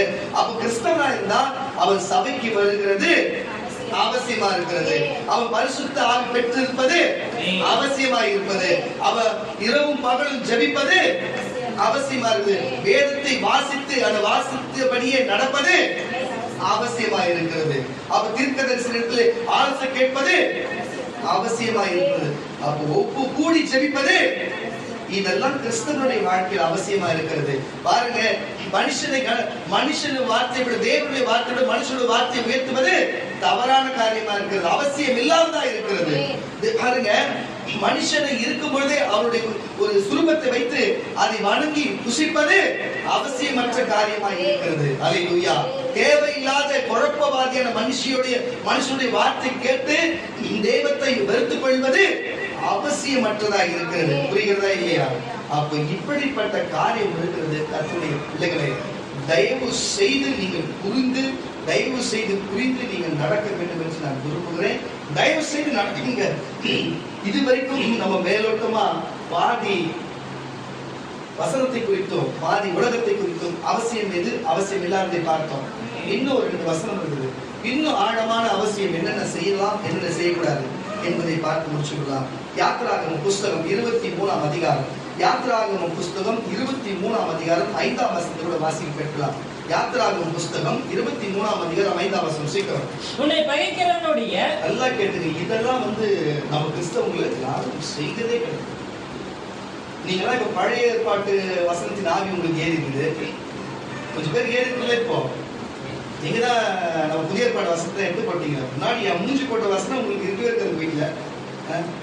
அதை எடுத்து போட்டுட்டீங்களா? பழைய ஏற்பாடு வசனம் ஏறி இருக்கும். பழைய ஏற்பாடு வசனம் ஏறிச்சுல உங்க மண்டையில உரைக்கிறதுக்கு தான் இந்த வார்த்தை வருது. நல்லா புரிஞ்சுக்கோ. மனுஷனை மதி, மனுஷனை மதி. புரியுதா? தேவனை போல உயர்த்தாத. ஒருத்தன் உனக்கு விரோதமா செஞ்சாலும் சரி, உனக்கு விரோதமா எழுதினாலும் சரி, நான் சொல்றது உனக்கு விரோதமா செயல்பட்டா கூட அவனுக்கு நல்லது நடிக்கிறார். புரியுதா இல்லையா? ஆனா அவனுக்கு எதுவுமே செய்யாதவனுக்கு நீ விரோதமா நடிக்கிறன்னா நீ எல்லாம் ஒரு கிறிஸ்தவன். அதுவும் பழைய ஏற்பாடு வசனத்தை ஃபுல்லா இன்னும் நான் நடக்க போது பார், நான் ஆக போறீங்க பார். அல்லேலூயா, அல்லேலூயா. கும்பிடுறீங்க. நான் சொல்லுகிற கர்த்தருடைய பிள்ளை, எப்போ நான் சொல்லுகிற பாருங்க, எப்போ இயேசுவை ஒருத்தர் விட்டாங்கன்னோ இயேசுவை சொல்லுகிறார், என்னை நேசிக்கிறவன். தெளிவா சொல்லிட்டு போய்க்கிறார். உங்களுக்கு ஒரு நாள் இருக்குது, தெளிவா சொல்லு, என்னை நேசிக்கிறவன் என் வார்த்தையும் என் வசனத்தையும் கை கொள்ளுவான். பழைய ஏற்பாட்டில் இங்கடா வந்து இயேசுவா பேசுகிறாரு. இயேசுன்ற பேர்ல உலகத்திலே பாருங்க, வானோர் பூதலத்தோர் எல்லாரும் முழங்கால் முழங்கிறது என்ன நாமம்? ஒரே நாமம் இயேசுன்ற நபரு பேசின வார்த்தை தானே புதிய ஏற்பாட்டுல. இந்த இயேசுன்ற பேரை வச்சுக்கின்னு, இந்த சரித்திரத்தை வச்சுக்கின்னு, இதே மாதிரி புதிய பழைய ஏற்பாட்டுல இருக்கிறாரா? நீ சொல்றான் இருக்கிறாரா? ஏன்னா கட்டிங்க இதே ஆடாதீங்க, ஏன் இப்படி இதே சாப்பிடுங்க? கேட்க நல்லா இருக்குதுன்னா கேட்க பாரு. கண்ணதாசன் எவ்வளவு வரிகளை பேசுகிறார் தெரியுமா? ரொம்ப அழகா இருக்கும். வாலி சூப்பரா பேச பட்டு சொல்ற. அவரு எவ்வளவு எழுதுகிறார் தெரியுமா? உனக்கு பாவலர் எவ்வளவு எழுதுகிறார் தெரியுமா? திருவள்ளுவர் எவ்வளவு எழுதுகிறார் தெரியுமா? எவ்வளவு பேர் எவ்வளவு எழுதிட்டு போயிருக்கிறாங்க. நல்லா இருக்கும், நான் இல்லைன்னு சொல்ல வரல, எல்லாமே நல்லா இருக்கும். ஆனா வேலை செய்யும் அதெல்லாம் என் ஆண்டவராக இயேசு கிறிஸ்து பேசுறாங்க. அது மட்டும்தான் கிரியை செய்யும். அது வார்த்தைக்கு ஜீவன் என்று சொல் வெல்லும். சொல் வெல்லும் என்று தமிழன் சொன்னது போல என் ஆண்டவர் பேசுகிற ஒவ்வொரு வார்த்தையும் ஜெயம் கொள்ளும், வெல்லும். என் வார்த்தையும் என் வசனமும் கடைசி நாளிலே இறுதியிலே உங்களை நியாயத்திற்கு என்று சொன்னார். அப்படிப்பட்ட தெய்வம் பேசுகிற மத்தேயும் மார்க்கு யோவான் லூக்கால பொன்மொழியான பேசுற வார்த்தையை விட்டுவிட்டு ஏதோ ஒண்ணு ஆசிரியர் அதை பண்ணுவேன் இதை பண்ணு அதை பண்ணு எடுத்துன்னு போயிட்டு வீட்டுல ஏற்றி வச்சுக்கிறீங்க. அதெல்லாம் உனக்கு எப்படி நியாயப்பிரமாணத்துக்கு செய்தியா? நீ செய்தியா? நீயே உனக்கு காப்பு வச்சுக்கிறப்ப எங்கேயோ ரோட்ல ஒரு ஆசாரி எங்க போறீங்க சொல்ல இல்லையா? கொஞ்சம் வாங்கி கொஞ்சம் வேலை ஒரு ஆப்பு ஒன்று வச்சு விட்டு போன்னு கூப்பிடுறிய. 2 ஆசாரியா வந்து வைக்கணும். சரி, அவனை நீ கேட்டது உன் நானே அனுப்புறேன். ஏசி நாம ஏன் பாரு உனக்கு உயிர் கொடுத்தது யாரு? உனக்கு ரத்தம் சிந்தலாது. உனக்காக பாவ மன்னிப்பு பரலோக நித்திய ஜீவன் கொடுத்தது யாரு? நன்றி கட்ட ஜனமே, உனக்கு கொடுத்தது பாவ மன்னிப்பு பரலோக ராஜ்யம் நித்திய ஜீவன் கொடுத்தது யாரு? இயேசு ஒருத்தது தானே கொடுத்தாரு. அந்த நன்றியை அவர்கிட்ட காட்டாத. நீயும் நானும் சத்துரு, நீயும் நானும் காணிச்சு புறமானவன் சொன்ன வார்த்தையை நம்புறிய. உனக்கு இதை விட துரோகி இதுக்கும் பாருங்க. உனக்கும் யூதாஸ் காரத்துக்கு என்ன வித்தியாசம் இருக்கு? நான் கேட்கறது தப்பு தான். உனக்கும் யூதாஸ் காரத்துக்கு என்ன வித்தியாசம் இருக்குது? நீ யூதாசுடைய ஆள் பிடிச்சிருந்தா நீ யூதாசை போல தான் இருப்ப. ரொம்ப போது விட்டது வாசி. உன்னை பகைக்கிறவனுடைய நல்லா கேட்டுங்க. பழைய படத்துல வந்து நீயா செய்வதெல்லாம் நல்ல வாசி. உன்னை பகைக்கிறவனுடைய கழுதை சுமையோடு விழுந்து கடந்ததனால் நல்லா வைத்த தூக்கி உனக்கு விரோதமா இருக்கிற குடும்பத்துக்கு ஒரு கழுதை பொதி சுமந்து போய் வெயில சுருண்டு கீழே விழுந்துச்சு என்றால் அதற்கு உதவி செய்யாமல் இருக்கலாமா? அதுக்கு நீ போய் அப்பா என்ன நான் பண்ணா அவன் கழுதை மீது சாதுபாரு. இப்போ அப்படி கண்டு வெயில் நான் கொஞ்சம் சாப்பிட்டு நினைக்கலாமா? இல்ல அதுக்கு போய் உதவி செய்யலாமா? உதவி செய்யலாம். அவசியமாய் உதவி செய்கிறது அவசியமாய் உதவி செய்கிறது அவசியமாய். அப்போ ஒரு கழுதை உனக்கு விரோதமான கழுதை விழுந்து கிடந்தா கூட அவனுக்கு உதவி செய்கிறது அவசியம். அவசியமாய் அவனோடு கூட அதுக்கு உதவி செய்வாயாக. அதுக்கு நீ உதவி செய்வாய். புரிஞ்சுச்சா? விரோதிக்காரங்க நான் உனக்கு விரோதியா? நான் உனக்கு விரோதியா? விரோதிக்காரனையே அப்படி அவங்க வீட்டுல எல்லாம் நடந்தா அதையே வந்து அவங்களுக்கு தூக்கி விட்டு அவங்க உதவி செய்யணும் எங்க தேவனுக்கு சொல்லுகிறாரு. அது அவசியமா இருக்குன்றாரு. என்ன ஒரு எண்ணம், என்ன ஒரு கொச்சிருப்பு, என்ன ஒரு காரியம். இந்த தீவிர பார்த்து கொண்டு ஒரு கர்த்தருடைய பிள்ளைகளை தயவு செய்து மனம் திரும்பு, தயவு செய்து மனம் திரும்பு, தயவு செய்து மனம் திரும்பு, தயவு செய்து மனம் திரும்பு, தயவு செய்து புரிஞ்சுக்கோ. கர்த்தரை தேடு. பழைய ஏற்பாட்டில் இந்த வசனம் இருக்கு. வாசியா விட்டு உன்னிடத்தில் இருக்கிற எளியவனுடைய வியாசரத்தில் அவனுடைய நியாயத்தை புரட்டாயாக கள்ள காரியத்துக்கு தூரமா இருப்பாயாக. கள்ள காரியத்துக்கு தூரமா இருப்பாயாக. குற்றம் இல்லாதவனையும் குற்றம் இல்லாதவனையும் நீதிமானையும் கொலை செய்யாயாக. நான் துன்மார்க்கனை நீதிமான் என்று தீர்க்க மாட்டேன். பரிதானம் வாங்காது இருப்பாயாக. பரிதானம் பார்ப்பவர்களை குருடாக்கி நீதிமான்களின் வார்த்தையை புரட்டும் அந்நியரை ஒடுக்கையாக. எகிப்து தேசத்திலே அந்நியர்களாய் இருந்த நீங்கள் அந்நியனுடைய இருதயத்தை அறிந்திருக்கிறீர்களே. அப்போ உங்களுக்கு ஏற்கனவே கஷ்டப்படும் போது இயேசுவை தேடும் பொழுது இயேசு உங்களுக்கு நன்மை செய்து அறிஞ்சிருப்பீங்க. இன்னைக்கு என் தேவனும் ஊழியக்காரனும் இந்த சபையை உங்களுக்கு என்ன செஞ்சது அதை நினைக்கணும். இந்த சூழலை நினைக்கும் போது கர்த்தர் உயர்த்துவார். இதுக்கு அறிவிக்கிறத நம்ம போவோம். தயவு செய்து உங்க எண்ணங்களை மாற்றிக் கொள்ளுங்க. தயவு செய்து தெய்வத்தை தேடுங்க. தெய்வத்தை குறிச்சு கொள்ளுங்க. அது உங்களுக்கு அவசியமா இருக்கு. இந்த நாளில உங்களுக்கு அது அவசியமா இருக்கிறது. நான் கேட்கிறேன் உலகத்துல நம்ம வாழ்வதற்கு பணம் அவசியம் இல்லைன்னு ஒரு நிலையில சொல்லுங்க. அவசியம் இருக்குன்னு ஒரு நிலையில சொல்லுங்க. நல்லதா சொல்ல நல்லதான் இயற்கையா 10 நாள் காசு கொடுக்காதா நீ வாழ்ந்துருவியா? யாருக்கு அமைதியா காசுக்கு தானே போய் மாரடிக்கிற போய் கஷ்டப்படுற வெயில ஓடுறல எல்லாத்துக்கும் எதுக்கு காசுக்கு தானே ஓடுற. அப்ப பணம் நமக்கு அவசியம் தான். அதுதான் சொல்ற அவசியம் தான். அப்போ அது தேவை வருதுன்னா கூட உங்க உடம்புல ஆரோக்கியம் இருந்தா அப்படி பணத்தை சம்பாதிக்க முடியும். புரியுதா? ஒரு நம்ம உடம்புல ஆரோக்கியம் இருந்தா பணத்தை சம்பாதிக்க முடியும். புரியுதா? பணம் இருக்கிறதுனால எல்லாத்தையும் சாதிச்சிட முடியாது. நமக்கு உடம்புல ஆரோக்கியத்தை கொடுக்கிறது தெய்வம். நீங்க உங்க திருநாள் பலத்தோடு ஓடுறீங்க, நீங்க சம்பாதிக்கிறீங்க. உங்களுக்கு பலத்தை கொடுக்கிறது, உங்களை ஜீவனை காக்கிறது, உங்களுக்கு பாதுகாப்பு கொடுக்கிறது தேவனா இருக்கிறாரு. அதனால நமக்கு நம்ம சாப்பிடுறனாலும் நம்ம வேலைக்கு போனாலும் நம்ம திருநாள் அல்ல, தேவன் நமக்கு கொடுக்கறதுனால. அப்போ நமக்கு ஒவ்வொரு நாளும் ஒரு சூரியன் எப்படி உலகத்தில் இருக்கிற எல்லா மரத்துக்கும் ஆக்சிஜன் கொடுத்து எல்லாத்துக்கும் அந்த சூரிய வெப்பத்துல அது கொடுத்து அந்த உயிரை காக்கிறது எப்படி அவசியமா ஒரு சூரிய உலகத்துக்கு அவசியமா இருக்கிறதோ ஒவ்வொரு குடும்பத்துக்கும் தனி மனுஷனுக்கும் தேவனாகிய இயேசு கிறிஸ்து அவசியமா இருக்கிறாரியா? தயவு செய்து அவசியமா இருக்கிறாரு.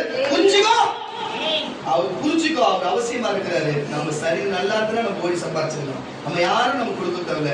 நம்ம நல்லா இருந்தா நம்ம நல்லா இருக்கிறது யாரு? ஏசுநாதர். சமீபத்துல புஷ்பா கூட கேள்விப்பட்டேன். நான் அங்க வேலைக்கு போக மாட்டேன், வேலைக்கு போக மாட்டேன்னு சொல்லிட்டு எனக்கு நியூஸ் வந்து சொன்னும் போது கஷ்டப்பட்டு ஜாப் பண்ணி வேலைக்கு சேர்த்து 2 வருஷம் போச்சு. இப்ப 2 வருஷம் போச்சுன்னா இந்த மாதிரி இருந்து ஆக சொந்த வெளிப்பட்ட ஒரு காரியத்தை அவங்க போலன்னா அது ஒரு வேலையே கிடையாது. அவருக்கு என்ன பண்றது? நம்ம அவங்களுக்கு போன் பண்ணும்போது மகளிர்கிட்ட சொல்லியமா அவர்கிட்ட சொல்லி இந்த மாதிரி விஷயம். அப்போ அவங்க லீவ் சொல்லிட்டு வந்ததும் அவருக்கு உடம்பு சரியில்லை போனதும் எல்லாமே ஒரு வகையில அவசியமா இருந்தது. அல்லேலூயா. இன்னும் கொஞ்ச நாள் செய்வார், கல்யாணம் பண்ணி போய் குடும்பத்தோடு சேர போறோம். இருக்கிற கொஞ்ச நாள் பக்கத்துல இருந்து போக வேண்டியிருக்காரு. அல்லேலூயா. எதுக்கு சொல்லுகிறேன்னா தேவன் ஒரு காரியத்தை உங்களுக்கு செய்கிறான்னு சொன்னா உங்களுக்கு அவசியமானதா செய்வான்னு சொல்ல வருகிறேன். ஒரு அவசியமான காரியத்தை சொல்ல வருகிறேன். அப்ப சரித்திலே பலனை கொடுக்கிறது தெய்வம் தான். உன் பக்கத்துல வீட்டு பக்கத்துல வேலை கொடுக்கிறது தெய்வம் தான். உனக்கு அவசியமானதுதான் கர்த்தர் கொடுப்பாரு எப்பொழுதுமே. உனக்கு கஷ்டமானது கொடுக்கறது இல்ல. நம்ம தான் புரிஞ்சுக்கணும் தவறா இருக்குமே தவிர அதை புரிஞ்சுக்கிற விதத்தை புரிஞ்சுக்கணும். புரிஞ்சு நடக்கிறவங்க கேட்டு தெரிஞ்சுக்கணும். ஒரு அலையிலையா சொல்லுவோமா? இப்படிப்பட்ட காரியம் இருக்கிறது. வாசிக்க கேட்டால் லூக்கா எழுதின சுவிசேஷ புஸ்தகம் 23ஆம் அதிகாரம். லூக்கா எழுதின சுவிசேஷ புஸ்தகம் 23ஆம் அதிகாரம் 17ஆம் வசனம் முடிச்சலாமா? லூக்கா எழுதின சுவிசேஷ புஸ்தகம் 23ஆம் அதிகாரம் 17ஆம் வசனம். பண்டிகை தோறும் பாருங்க, பண்டிகை தோறும் அவர்களுக்கு ஒருவனை என்ன நடக்குதுனாங்க நல்லா கேட்டுக்கொள்ளுங்க. பார்பாஸ்ன்றவனை இயேசு கிறிஸ்து ஒரு நாள் பார்க்கிறார். எல்லாரையும் அந்த சுற்றுப்புறத்திலே சுவிசேஷம் சொல்லி வர நற்செய்தி சொல்லுகிறவர்களே பார்பாசை பார்க்க அவன் திருடா ஒரு கல்ல அப்படிப்பட்ட தப்பான காரியம் செய்கிறவன். அவனை பார்த்து அவன் வந்து இயேசு பார்த்து முடிச்சு நிற்கிறான். உனக்கு என்ன வேணும் அப்படின்ற மாதிரி ஒரு மாதிரி பேசுறான். அப்போ இயேசு அவனுக்கு ஒரு பதில் சொல்லுகிறார். உனக்காக என் ஜீவனை கொடுப்பேன் சகோதரன் சொல்லிட்டு. என்ன அவன் அப்படியே அவர் பார்த்து என்ன கேட்டவர் என்ன பதில் சொல்றாருன்னு அவனுக்கு அப்படியே உறுத்தலாவே மனசுல அப்படியே சின்ன உறுத்தலாவே இருக்கு ரொம்ப நாளாவே. ஆனா இருக்கு என்ன இருந்ததுன்னா பார்பாஸ் ஒரு தவறு செய்தான் என்று சொல்லி அவன் சிறையிலே அவனை சிலுவையில் அடிபடிக்கு அவனை வந்து சிறைச்சாலை தள்ளப்பட்டிருந்தாங்க. இயேசு தேவதூஷணம் சொன்னார் என்று இயேசுவை சிலுவையில் அடிபடி கொண்டு வந்தாங்க. ஏரோதும் அங்க இருக்கிற பிலாத்து எல்லாத்தையும் பார்த்து இவன் எந்த தவறுமே செய்யல, இவனை வேணா ஒரு சவுக்கடி அடிச்சு இவனை விட்டுடலாம், இவன் உயிரை கொள்ற அளவுக்கு சிலுவை சுமந்து இவன் சாப்பிடுற அளவுக்கு எந்த தப்பும் செய்யல சொல்லி அங்க அப்படி சொல்றாங்க. சொன்னதுக்கு அங்க இருக்கிற ஜனம் எல்லாம் சேர்ந்து சொல்றாங்க, பார்பாசை விடுதலை செய், பார்பாசை விடுதலை செய், நீ என்ன பண்றா இயேசுவை சிலுவையில் அறை, இயேசுவை சிலுவையில் அறை என்று சொல்லி அங்க கத்துறாங்க. அந்த நாளிலே, அந்த பஸ்கா பண்டிகை நாளிலே உள்ள இருக்கிற கைதிகளிலே யாராவது ஒரு நம்ம கிருஷ்ண ஜெயந்தி அந்த மாதிரி காந்தி ஜெயந்திலாம் வந்து வச்சுங்களேன், நல்ல ஒழுக்கமான கைதியா இருந்தாங்கன்னா அவங்க விடுதலை தள்ளுபடி செய்வாங்க, கேள்விப்பட்டிருப்பீங்க. அது போல அந்த நாட்களிலே இயேசுவின் காலத்துல ஒரு காரியம் இருந்தானா அவங்க சொல்றாங்க, இயேசுக்கு கொலை பண்ணணும்ன்ற ஒரு தண்டனை கிடையாது, ஆனா இவங்க கொலை பண்ணணும்னு கேக்குறாங்க. பார்பாஸ் விடுதலை செய்ய, இவர் கொலை பண்ணு, புரியுதா இல்லையா? பார்பாஸ் சிலுவையில் அறைய வேண்டிய ஆளு, அவளுக்கு தள்ளுபடி பண்ணு. இயேசு சிலுவையில் அறைய வேண்டிய ஆளே கிடையாது, அவர் சிலுவையில் அறையது இல்லாத அவர் கொலையும் பண்ணுன்றாங்க. ஆனா சொன்ன வார்த்தை நிறைவேறிச்சா, உனக்காக என் ஜீவன். அப்பதான் அவன் மண்டையில உரைச்சி அவன் யோசனை, இவரு என்னை பார்த்து சொன்னாரு உனக்காக, அதே போல ஜனங்க இவ்வளவு கத்துறாங்க இவருக்காக, அப்படின்னா நான் போக வேண்டியது அவரு போறாரு சொல்லி அவன் மனம் கசந்து அவன் அழுது நீண்ட நாட்களுக்கு அது அந்த அந்த அந்த மனநிலை இருந்து அதுக்கப்புறம் இயேசுக்காக தன் மனதை மாற்றிக்கொண்டு ஊழியம் செய்தாங்க வேத அறிஞர்கள் சொல்லுகிறாங்க. அப்போ இயேசு பார்பாசுக்கு நான் உனக்காக என் ஜீவனை கொடுப்பேன்னு சொன்னது அந்த பார்னபாஸ்க்கு அங்க அவனுக்கு எவ்வளவு அவசியமா இருக்கிறது. அந்த சொன்ன வார்த்தை அவனுக்கு எவ்வளவு அவசியமா இருக்கிறது. அந்த சொன்ன வார்த்தையை நம்பறதுனால பிறகு மனம் திரும்பி ஊழியம் செய்து இவனுக்கு அவன் வாழ்க்கையில எவ்வளவு ஒரு நல்ல அவசியமா இருக்கிறது பாருங்க. அப்ப அவசியமான காரியத்தை எந்த நேரத்திலும் தேவன் நமக்கு செய்கிறவராக இருக்கிறார். விட்டத்திலிருந்து வாசி. பண்டிகை தோறும் அவருக்கு ஒருவனை அவன் விடுதலையாக்குவது அவசியமா இருந்தபடியால் அவசியமா இருந்தது. ஆனா தேவ இயேசுவை விடுதலை செய்ய அவனுக்கு அவசியம் இல்லாமல் இருந்தது. எப்படி அங்க அந்த விழாவின் நாட்களிலே ஒருவனை விடுதலை செய்ய அவசியம், அரசாங்க சட்டம் சொல்லுது. ஆனா இயேசுவை விடுதலை செய்யக்கூடாது என்று அவங்க மனம் சொல்லுது. அவசியம் இல்லையா இல்லாத காரியமா இருந்தது. விட்டது வாசி. விடுதலையாக்குவது அவசியமா இருந்தபடியா அப்படி சொன்னார். ஜனங்கள் எல்லோரும் அதை கேட்டு இவனை அகற்றும் பார்னபாசை விடுதலையாக்கும் என்று சத்தமிட்டு கேட்டார்கள். அந்த பார்னபாஸ் என்பவன் நகரத்தில் நடந்த ஒரு கலக்கத்தின் நிமித்தமும் கொலை பாதகத்தின்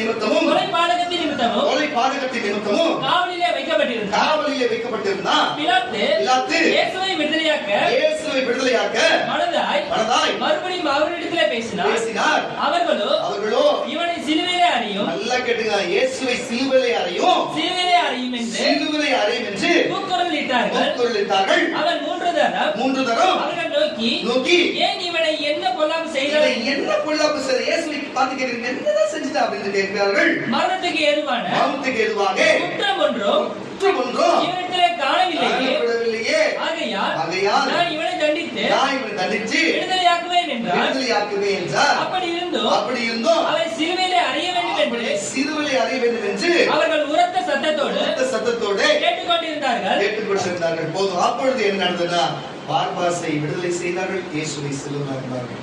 வந்திருக்கிற கர்த்தருடைய பிள்ளைகளை, நீங்கள் சபைக்கு எத்தனை தூஷணம் செய்திருப்பீர்கள், தேவனுக்கு எத்தனை விரோதமான காரியம் செய்திருப்பீர்கள், எத்தனை உறவுக்கு விரோதமாய் செய்திருப்பீர்கள், எத்தனை தனிப்பட்ட விதமான விரோதமான காரியம் செய்திருப்பீர்கள்.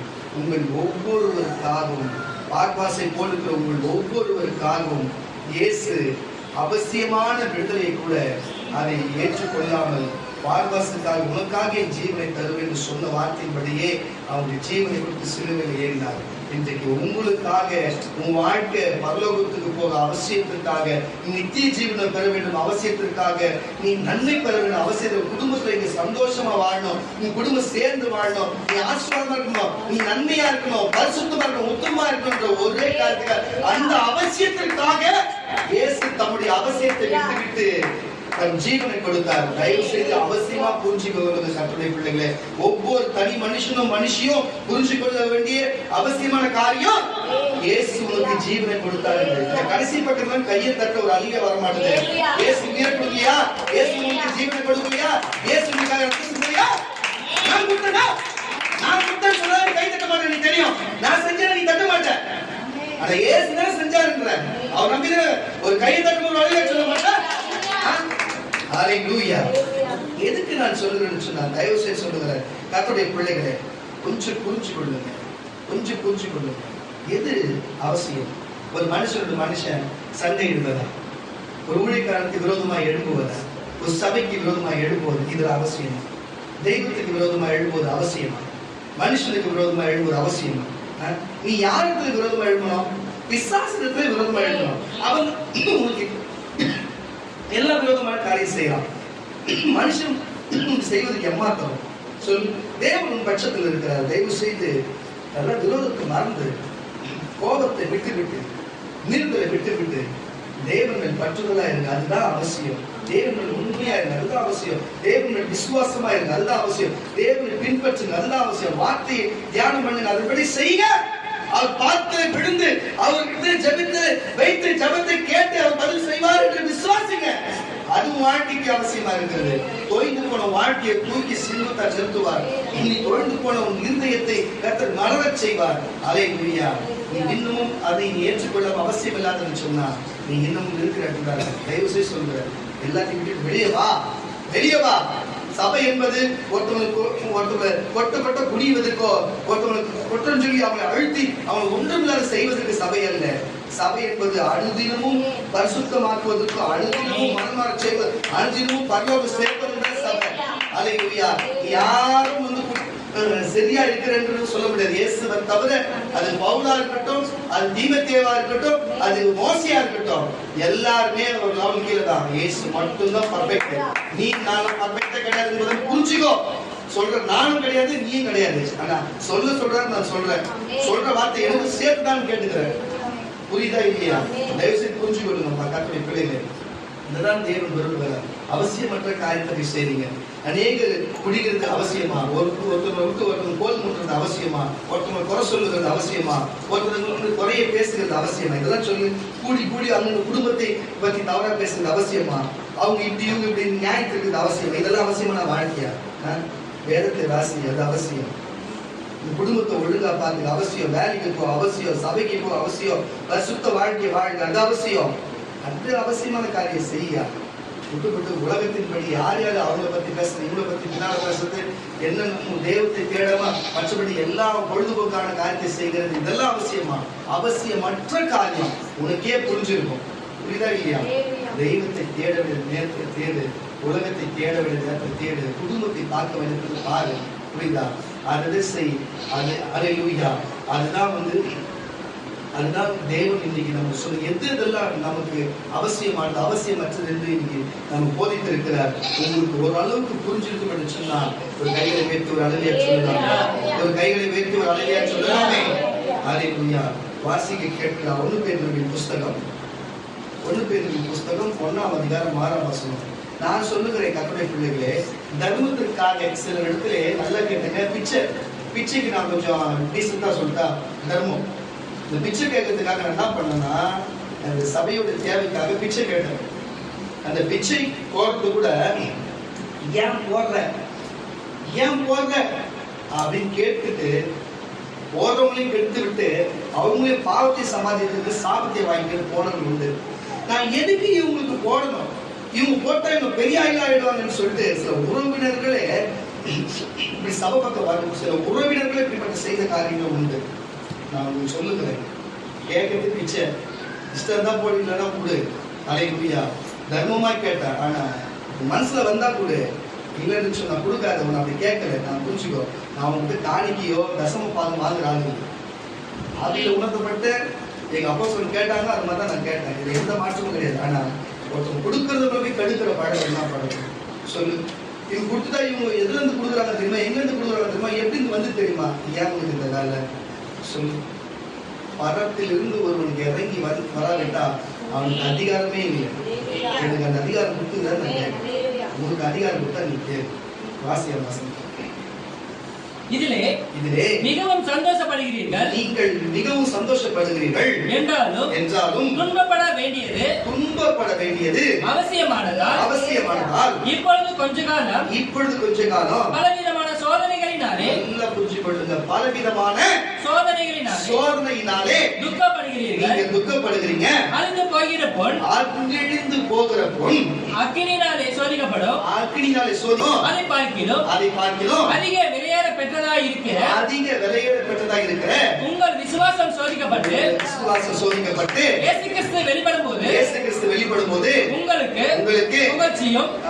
புகழ்ச்சியும் கனமும் மகிமையும் உண்டாக காணப்படும். அப்ப நான் சொல்லுகிறேன், ஒவ்வொருத்தரும் இன்றைக்கு நம்ம பணத்துக்கும் உணவுக்கும் உடைக்கும் சில நேரத்தில் நம்ம கஷ்டப்படுறோம், சோதிக்கப்படுறோம், சபைக்கு வர முடியாத சோதிக்கப்படுறோம், சில நாள் தேவனிட இடைப்படாத சோதிக்கப்படுறோம். அப்போ இடர்கள் உண்டாகுதுன்னா அது அவசியம் தான். புரியுதா இல்லையா? அது அவசியம் தான். அது யாரால உண்டாகுது அவங்களுக்கு ஐயோ. அப்ப தேவன் இதை உங்களுக்கு அனுமதிச்சிருக்கிறாருன்னா உன் விசுவாசத்தை பார்க்கிறாரு. ஆபிரகாமை பார்த்தது போல, சாராளை பார்த்தது போல உண்மையும் அவர் விசுவாசத்தை பார்க்கிறாரு.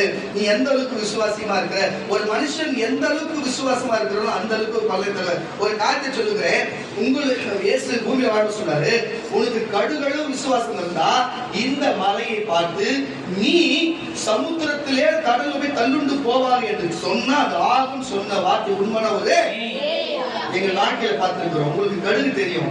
இஸ்ரவேல்ல இருக்கிற கடுகு பார்த்துக்கிறீங்களா? இஸ்ரவேல்ல இருக்கிற கடுகு பத்தி உங்களுக்கு தெரியாதுல்ல.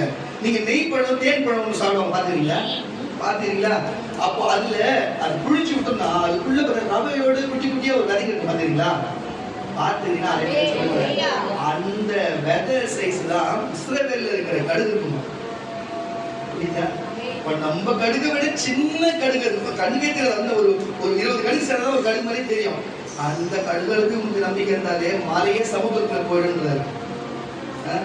ஏன் நிறைய பேரால எதுவுமே செய்ய முடியாது இருக்குது? ஏன்? அவன் விசுவாசத்தை சோதிக்க தேவன் செய்கிறார். நீங்களோ யாரும் இடரில் உண்டு பண்ண தேவையில்ல. நீங்களும் இடர் இழுக்கிறீங்க, நாங்க இடர் இழுக்கிறேன்னு சொல்றோம். ஆனா ஏங்க கலங்குறீங்க?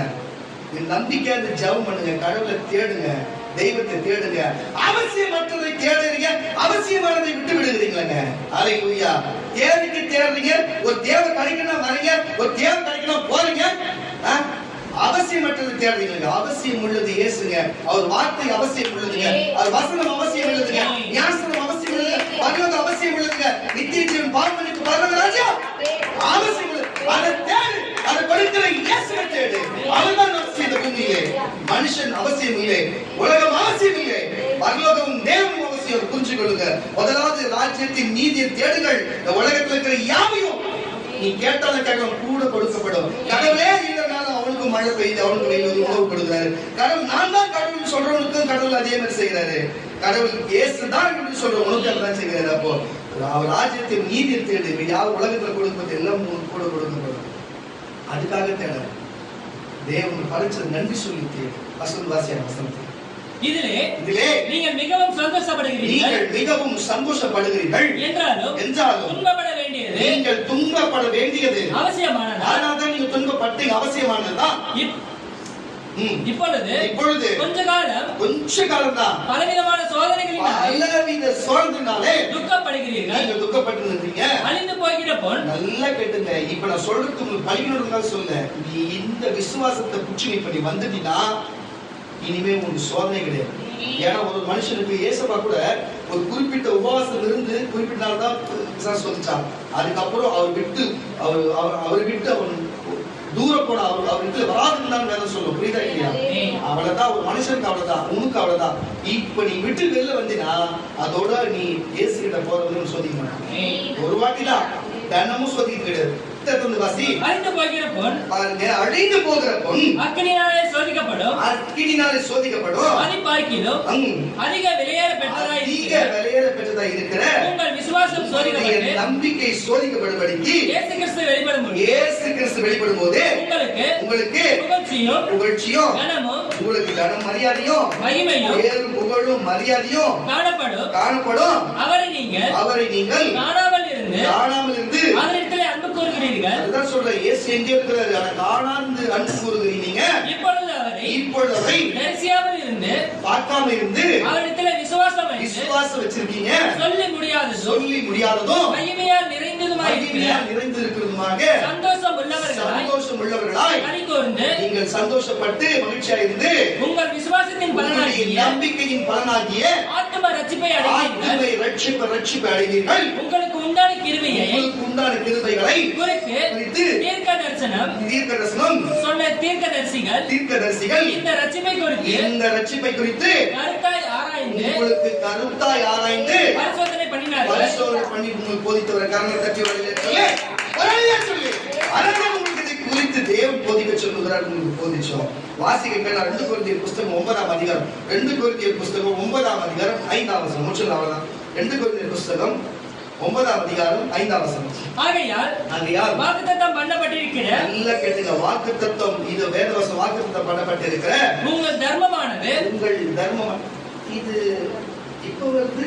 அப்ப அவரா பேசினாதான் நம்ம நினைச்சோம். அது எப்படி உங்களை விட்டுருவேன் நானு வாசிங்க. ஆகையால் வாக்குத்தத்தம் பண்ணப்பட்டிருக்கிற உங்கள் தான தர்மமானது உங்களுடைய தான தர்மமானது தர்மமானது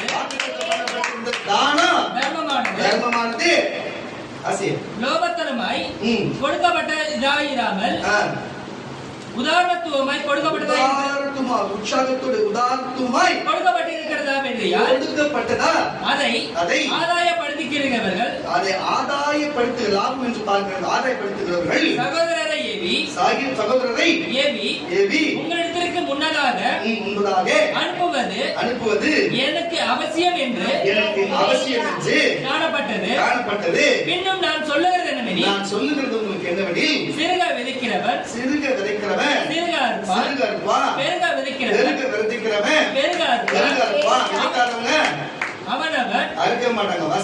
அவனவன் விசனமாயும் அல்ல கவலைப்பட்டு ஐயோ கொடுத்துட்டாங்க இருக்கிற காசு போயிடுமே விசனமாயும் அல்ல கட்டாயமாயும் அல்ல கட்டாயமாகவும் அல்ல தன் மனதில் நியமித்தபடியே கொடுக்க கடவை உற்சாகமாய் கொடுக்கிறவரிடத்தில் தேவன் பிரியமாய் இருக்கிறார். மேலும் நீங்கள் எல்லாவற்றிலேயும் எப்பொழுதும் சம்பூர்ணமாய் உள்ளவர்களாகியும் சகலவித நற்கிரியை செய்கிறதிலும் பெறுகிறவராய் இருக்கிறபடினாலே தேவன் உங்களிடத்தில் சகலவித கிருபைகளையும் பெருகச் செய்ய நல்லவராய் இருக்கிறார். இப்படிப்பட்ட ஒரு தர்ம காரியத்தை செய்வது கேட்டா அவங்க எப்படி வியந்து போயிடுவாங்க. இவங்க கொடுக்குற காசு 2 வீடு நாங்க இயேசுக்காக கொடுத்துருக்கிறோம். இவங்க கொடுக்குற காசுல நாங்க ஒரு வீடே வாங்கிடுவோம். போய் சொல்லி அது 4 பேர் எதுக்கிட்ட சொல்றாங்க. இந்த மாதிரி சொல்றாங்க பாருங்க. இதோட ஆளுங்க சேர்த்தாங்க. இன்னொன்னு ஏன் கொடுக்காத நான் என் பாக்கிட்டு எடுத்து தரேன். உங்களெல்லாம் நம்பி உங்களெல்லாம் ஜாம் பண்றவரு 10 பேர்ல 3 திக்கிறவங்களா இருப்பா. 10ல 3 அவன் பாட்டுக்கு எத்தனை பேர் இருக்கிறாங்க பாருங்க. ரொம்ப கஷ்டங்க. அல்லேலூயா. தயவுசெய்து வசனத்தை புரிஞ்சு ஒழுங்கா நடக்கிற வழியை பாருங்க. அல்லேலூயா. தயவுசெய்து மாறிடுங்க. அது நல்லதே கிடையாது. ஏழைகளுக்கு உதவி செய்யுங்க. பொருட்களுக்கு கொடுக்கப்பட ஏழைகளை செய்ய பிச்சைக்காரர்கள் செய்ய நேசிக்கிற பொருட்கள் நேசிங்க. எல்லாருக்கும் அன்பு சொல்லுங்க. அது அவசியமா இருக்கிறது. ஏழைக்கு உதவி செய்யுங்க. வஸ்திரங்களாக வஸ்திரத்தை கொடுங்க. உணவு கொடுங்க. பணம் சுவிசேஷத்துக்கு சொல்லுங்க. உடம்பு சரியில்லாம் இப்ப சபையில கொண்டு வாங்க. இந்த மாதிரி நன்மைகளை செய்யுங்க. அதை செய்யுங்க. அது உங்க வாழ்க்கைக்கு அவசியமா இருக்குது. அதான் புண்ணியத்துல சேரும். அதுதான் நன்மையில சேரும். தயவு செய்து சபையில ஊழியர் செய்யுங்க. புண்ணியத்துல சேரும். இதெல்லாம் நன்மையா இருக்கும். தயவு செய்து இதெல்லாம் செய்யுங்க. ஏன்னா இயேசு இதை செய்தார். சீஷர்கள் இதை செய்தாங்க. அந்த வழியோட நாங்கள் அதை செய்யணும். எங்க வழியோட நீங்களும் தயவு செய்து நம்மளாம் செய்யுங்க. இல்லையா? உங்களுக்கு மனம் போன போக்குல போங்க. கர்த்தர் உங்களுக்கு என்ன வார்த்தை வைத்திருக்கிறோ அது நிறைவேற்ற. அல்லேலூயா. இன்னும் ஒரே ஒரு வசனம் அதை வாசிச்சு முடிச்சிடலாம். யூதாவின் புஸ்தகம் 1ஆம் அதிகாரம் 3ஆம் வசனம். பிரியமானவர்களே, ஒரே அதிகாரம் தான் இருக்கும். பிரியமானவர் முற்றிலும் ஆடலாம். பிரியமானவர்களே, பொதுவான ரட்சிப்பை குறித்து உங்களுக்கு எழுதும்படி பாருங்க. இந்த வார்த்தை ஆவியில சொல்லப்படுது. பொதுவான ரட்சிப்பை குறித்து நான் உங்களுக்கு எழுதும்படி நான் மிகவும் கருத்து உள்ளவனாய் இருக்கையில் பரிசுத்தவான்களுக்கு ஒரு விசை ஒப்பு கொடுக்கப்பட்டு விசுவாசத்திற்காக போராட வேண்டும் என்பது உங்களுக்கு எழுதி உணர்த்துவது எனக்கு அவசியமாய் கண்டது. உங்களுக்கு இதை சொல்லி இன்னைக்கு உணர்த்துவது அவசியமாய் கண்டது. இவ்வளவு நேரமா உங்க அவசியம், எந்த அவசியம், இந்த அவசியம், இது கடைசியில யாருக்கு அவசியம் வந்து எந்த அவசியமா இருக்கு? மறுபடியும் பசவதாசி அப்படி ஜானகி புரியும். பிரியமானவர்களே, கேட்டுக்கொண்டிருக்கிற பிரியமானவர்களே, பொதுவான ரட்சிப்பை குறித்து, பொதுவான உலகத்திலே ரட்சிப்பை குறித்து உங்களுக்கு எழுதும்படி நான் உங்களுக்கு எழுதும்படி மிகவும் கருத்துள்ளவனாய் இருக்கிறேன். கருத்துள்ளவனா சொல்ற வார்த்தையை சொல்ற வார்த்தை எழுதி பரிசுத்தவான்களுக்கு உட்கார்ந்திருக்கிற பரிசுத்தவான்களுக்கு ஒரு விசை ஒப்பு கொடுக்கப்பட்டு விசுவாசத்திற்காக உங்கள் நம்பிக்கைக்காக போராட வேண்டும் என்று உங்கள் நம்பிக்கை குறித்து போராட வேண்டும் என்று உங்களுக்கு எழுதி உணர்த்துவது, உங்களுக்கு இன்னைக்கு இந்த வசனத்தை எழுதி உங்களுக்கு உணர்த்துவது எனக்கு அவசியமாய் கண்டது. எனக்கு அவசியமாய் கண்டது. என்ன இது வசனம் மக்களுக்கு தூங்கிடுச்சுங்களா? ஒரு அறையா சொல்லு. தலைப்பு இன்னைக்கு அவசியம் தானே. எல்லா அவசியத்தை குறிச்சு பேசணும். உங்களுக்கு இதை சொல்லுவதே என் வாழ்க்கைக்கு, என் சபைக்கு அவசியமா இருக்குதா? அப்புறம் வசனம் இருக்குதா? அவசியம். ஏனெனில் தேவனுடைய கிருபையை காம விகாரத்துக்கு ஏதுவாக புரட்டி ஒன்றான ஆண்டவராகிய தேவனையும் இப்படிப்பட்ட ஆட்கள் வராங்க பாருங்க. அப்படியே வாசிட்டே வரா. நம்முடைய கர்த்தராகிய இயேசு கிறிஸ்துவையும் மறுதலிக்கிற பாருங்க. வேணா சபை வேணா, ஊழியக்கார வேணா, இயேசு வேணான்னு போகிற மறுதலிக்கிற பக்தியற்ற சிலரே தேவனை கடவுளை தேடாது இருக்கிறாங்க. அவங்க பக்தியற்ற சிலர் பக்க வழியாய் நுழைந்திருக்கிறார்கள். அவர்கள் இந்த ஆக்கினைக்குள்ளாவார்கள் என்று, கண்டிப்பா அவர்கள் ஆக்கினைக்குள்ளாவார்கள் என்று பூர்வத்திலே எழுதியிருக்கிறது. நீங்கள் முன்னே அறிந்திருந்தாலும், என்னப்பா முன்னே அறிந்திருந்தாலும் நான் உங்களுக்கு நினைவூட்ட விரும்புவது ஊட்டுகிறது. இன்னைக்கு நான் திருப்பி ஊட்டு நாவு பத்தி சொல்றது என்னன்னா, கர்த்தர் தமது அவரை நேசிக்கிற, அவர் விசுவாசிக்கிற சபை விசுவாசிக்கிற ஊழியர்கள் ஏற்றுக்கொண்டு இயேசு விசுவாசிக்கிறவர்களுக்கு எகிப்து தேசத்திலிருந்து வர பண்ணி ரட்சித்து பின்பு விசுவாசியாதவர்கள் பாருங்க. வாழ்க்கையில முன்பு எவ்வளவு கஷ்டத்தை பார்த்து இன்னைக்கு நன்றி கேட்டதனமா இயேசுவை விட்டுட்டு, அவர் அன்பை விட்டுட்டு, சபை விட்டுட்டு போனா, அப்போ தேவனை விட்டுட்டு எப்படி வந்து எகிப்துல இருந்து கஷ்டப்பட்டு வரும்பொழுது இஸ்ரவேலர் வந்தாங்களோ, மறுபடியும் அதே பழைய கதவு கிடைக்கிற மாதிரி விட்டுட்டு போனா, அப்படிப்பட்ட ஆட்களுக்கு நன்றி கேட்ட வார்த்தையோடு அவங்க நம்பிக்கை இல்லாதவர்களாகி அவர்களை தேவன் அழித்தார். தங்களுடைய ஆதி மேன்மையை காத்துக்கொள்ளாமல் அவங்க கொடுத்த அபிஷேகம், அவங்க கொடுக்கப்பட்ட ஊழியம், அவங்க கொடுக்கப்பட்ட செயல்கள், அது எல்லாத்தையும் அவர்கள் காத்துக்கொள்ளாமல் அது முக்கியம் என்று எண்ணாமல், அது வந்து தேவை என்று எண்ணாமல், அது கவனம் இல்லாமல் அது எண்ணாமல் தங்களுக்குரிய வாசஸ்தலத்தை விட்டு விலகி, அவங்களுக்கு கொடுக்கப்பட்ட இடத்தை விட்டு விலகி தூரத்தையும் மகா நாளின் நியாய தீர்ப்புக்கென்று நித்திய சங்கிலினாலே கட்டி அந்த காலத்திலே அழைத்து வைத்திருக்கிற அப்படியே சோதோம் குமாரா பட்டணத்துக்கு அவைகளும் சூழ்ந்த பட்டணத்தார்களுக்கு அவரை போல விபச்சாரம் பண்ணி அந்நிய மாற்றத்தை தொடர்ந்து நித்திய அக்கினியிலே ஆக்கினை அடைந்து ஆக்கினைக்குள்ளாக போகிறார்கள். அல்லேலூயா. தயவு செய்து மனம் திருப்பி, தயவு செய்து இயேசுவை மறுபடியும் ஒழுங்காக ஏற்றுக்கொண்டு ஒழுக்கத்தோடு உண்மையோடு கீழ்ப்படிஞ்சு வருவேன்னு சொன்னார். அல்லேலூயா. அவர் பார்வாசுக்கே ஜீவனை கொடுத்த தெய்வம் உனக்கு கொடுக்காத இருக்கிறார். தயவு செய்து எது அவசியம்? இயேசு அவசியம், சபை அவசியம், வார்த்தை அவசியம், வசனம் அவசியம், ஜப அவசியம், விசுவாசம் அவசியம். இதெல்லாம் அவசியம். புரியுதா? அவசியம் இல்லாது இயேசுவை தேடாமல் இருப்பது அவசியம் இல்லாது, சபைக்கு வராது இருப்பது அவசியம் இல்லாது, ஊழியக்கு கீழ்ப்படியாமல் இருப்பது அவசியம் இல்லாது.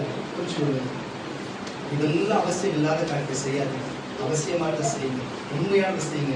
தேவன் நேசிக்கிறாரு.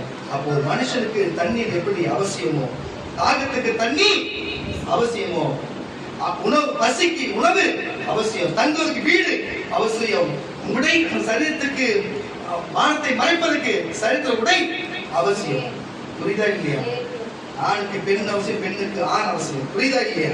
அது போல எல்லாத்தையும் அவசியமான தேவன் வைத்து அவசியமானதை எடுத்துக்கொள்றதா, இது எல்லாத்தையும் உண்டாக்கி கொடுக்கிற தேவனை அவசியம் இல்லாமல் ஒதுக்கி வைத்திருக்கிறீங்க. யார் பண்ண தப்பு? யார் பேச்சு கேட்கிற? யார் பேச்சு கேட்டு செயல்படுற? யாருக்கு சொன்னா அவர்களுக்கு ஐயோ. நீ விட்டு விட்டா அவங்களுக்கு சப்போர்ட் பண்ண உனக்கும் ஐயோ. நீ அவங்க பேச்சை கேட்டவங்களுக்கு ஐயோ. உள்ளனா அவனுக்கு மட்டும்தான். இங்க ஒழுங்கா விட்டுட்டு வெளில வா, விட்டுட்டு வா. கர்த்தர் எல்லாத்தையும் மறந்து மன்னித்து உன் வீட்டு மறுபடியும் உன்னை உயர்த்தி உன்னை ராஜா வைத்து மறுபடியும் வருமானம், உன் சரீரம், உன் குடும்பம், ஆவிக்குரிய ஜீவன் எல்லாத்தையும் கர்த்தர் பலப்படுத்தி உன்னை ஏற்கனவே இருந்த காட்டி உன்னை கர்த்தர் உயர்ந்த ஸ்தானத்தில் வைப்பார். அல்லேலூயா. நீ விசுவாசித்தா. ஆனா மறுபடியும் எல்லாத்தையும் என்னதான் சொன்னாருன்னா உன்னை தான் சொல்றேன். அப்போ உனக்கு ஐயோ அதையும் சேர்த்து சொல்றது புரிஞ்சு, தயவு செய்து புரிஞ்சு. இயேசுவை தேடு, கடவுளை தேடு, விட்டு விடாது. சபை விட்டு விடாது. தெய்வத்தை தேடு. எனக்கு இயேசு அவசியம், ஒரு வார்த்தை அவசியம், அவர் எனக்கு எல்லாமே அவசியம் என்று சொல்லுவது மட்டும் எழுந்து. இயேசு எனக்கு அவசியம், ஒரு வல்லம் அவசியம், திரும்ப அவசியம் என்று சொல்லுவது எழுந்து.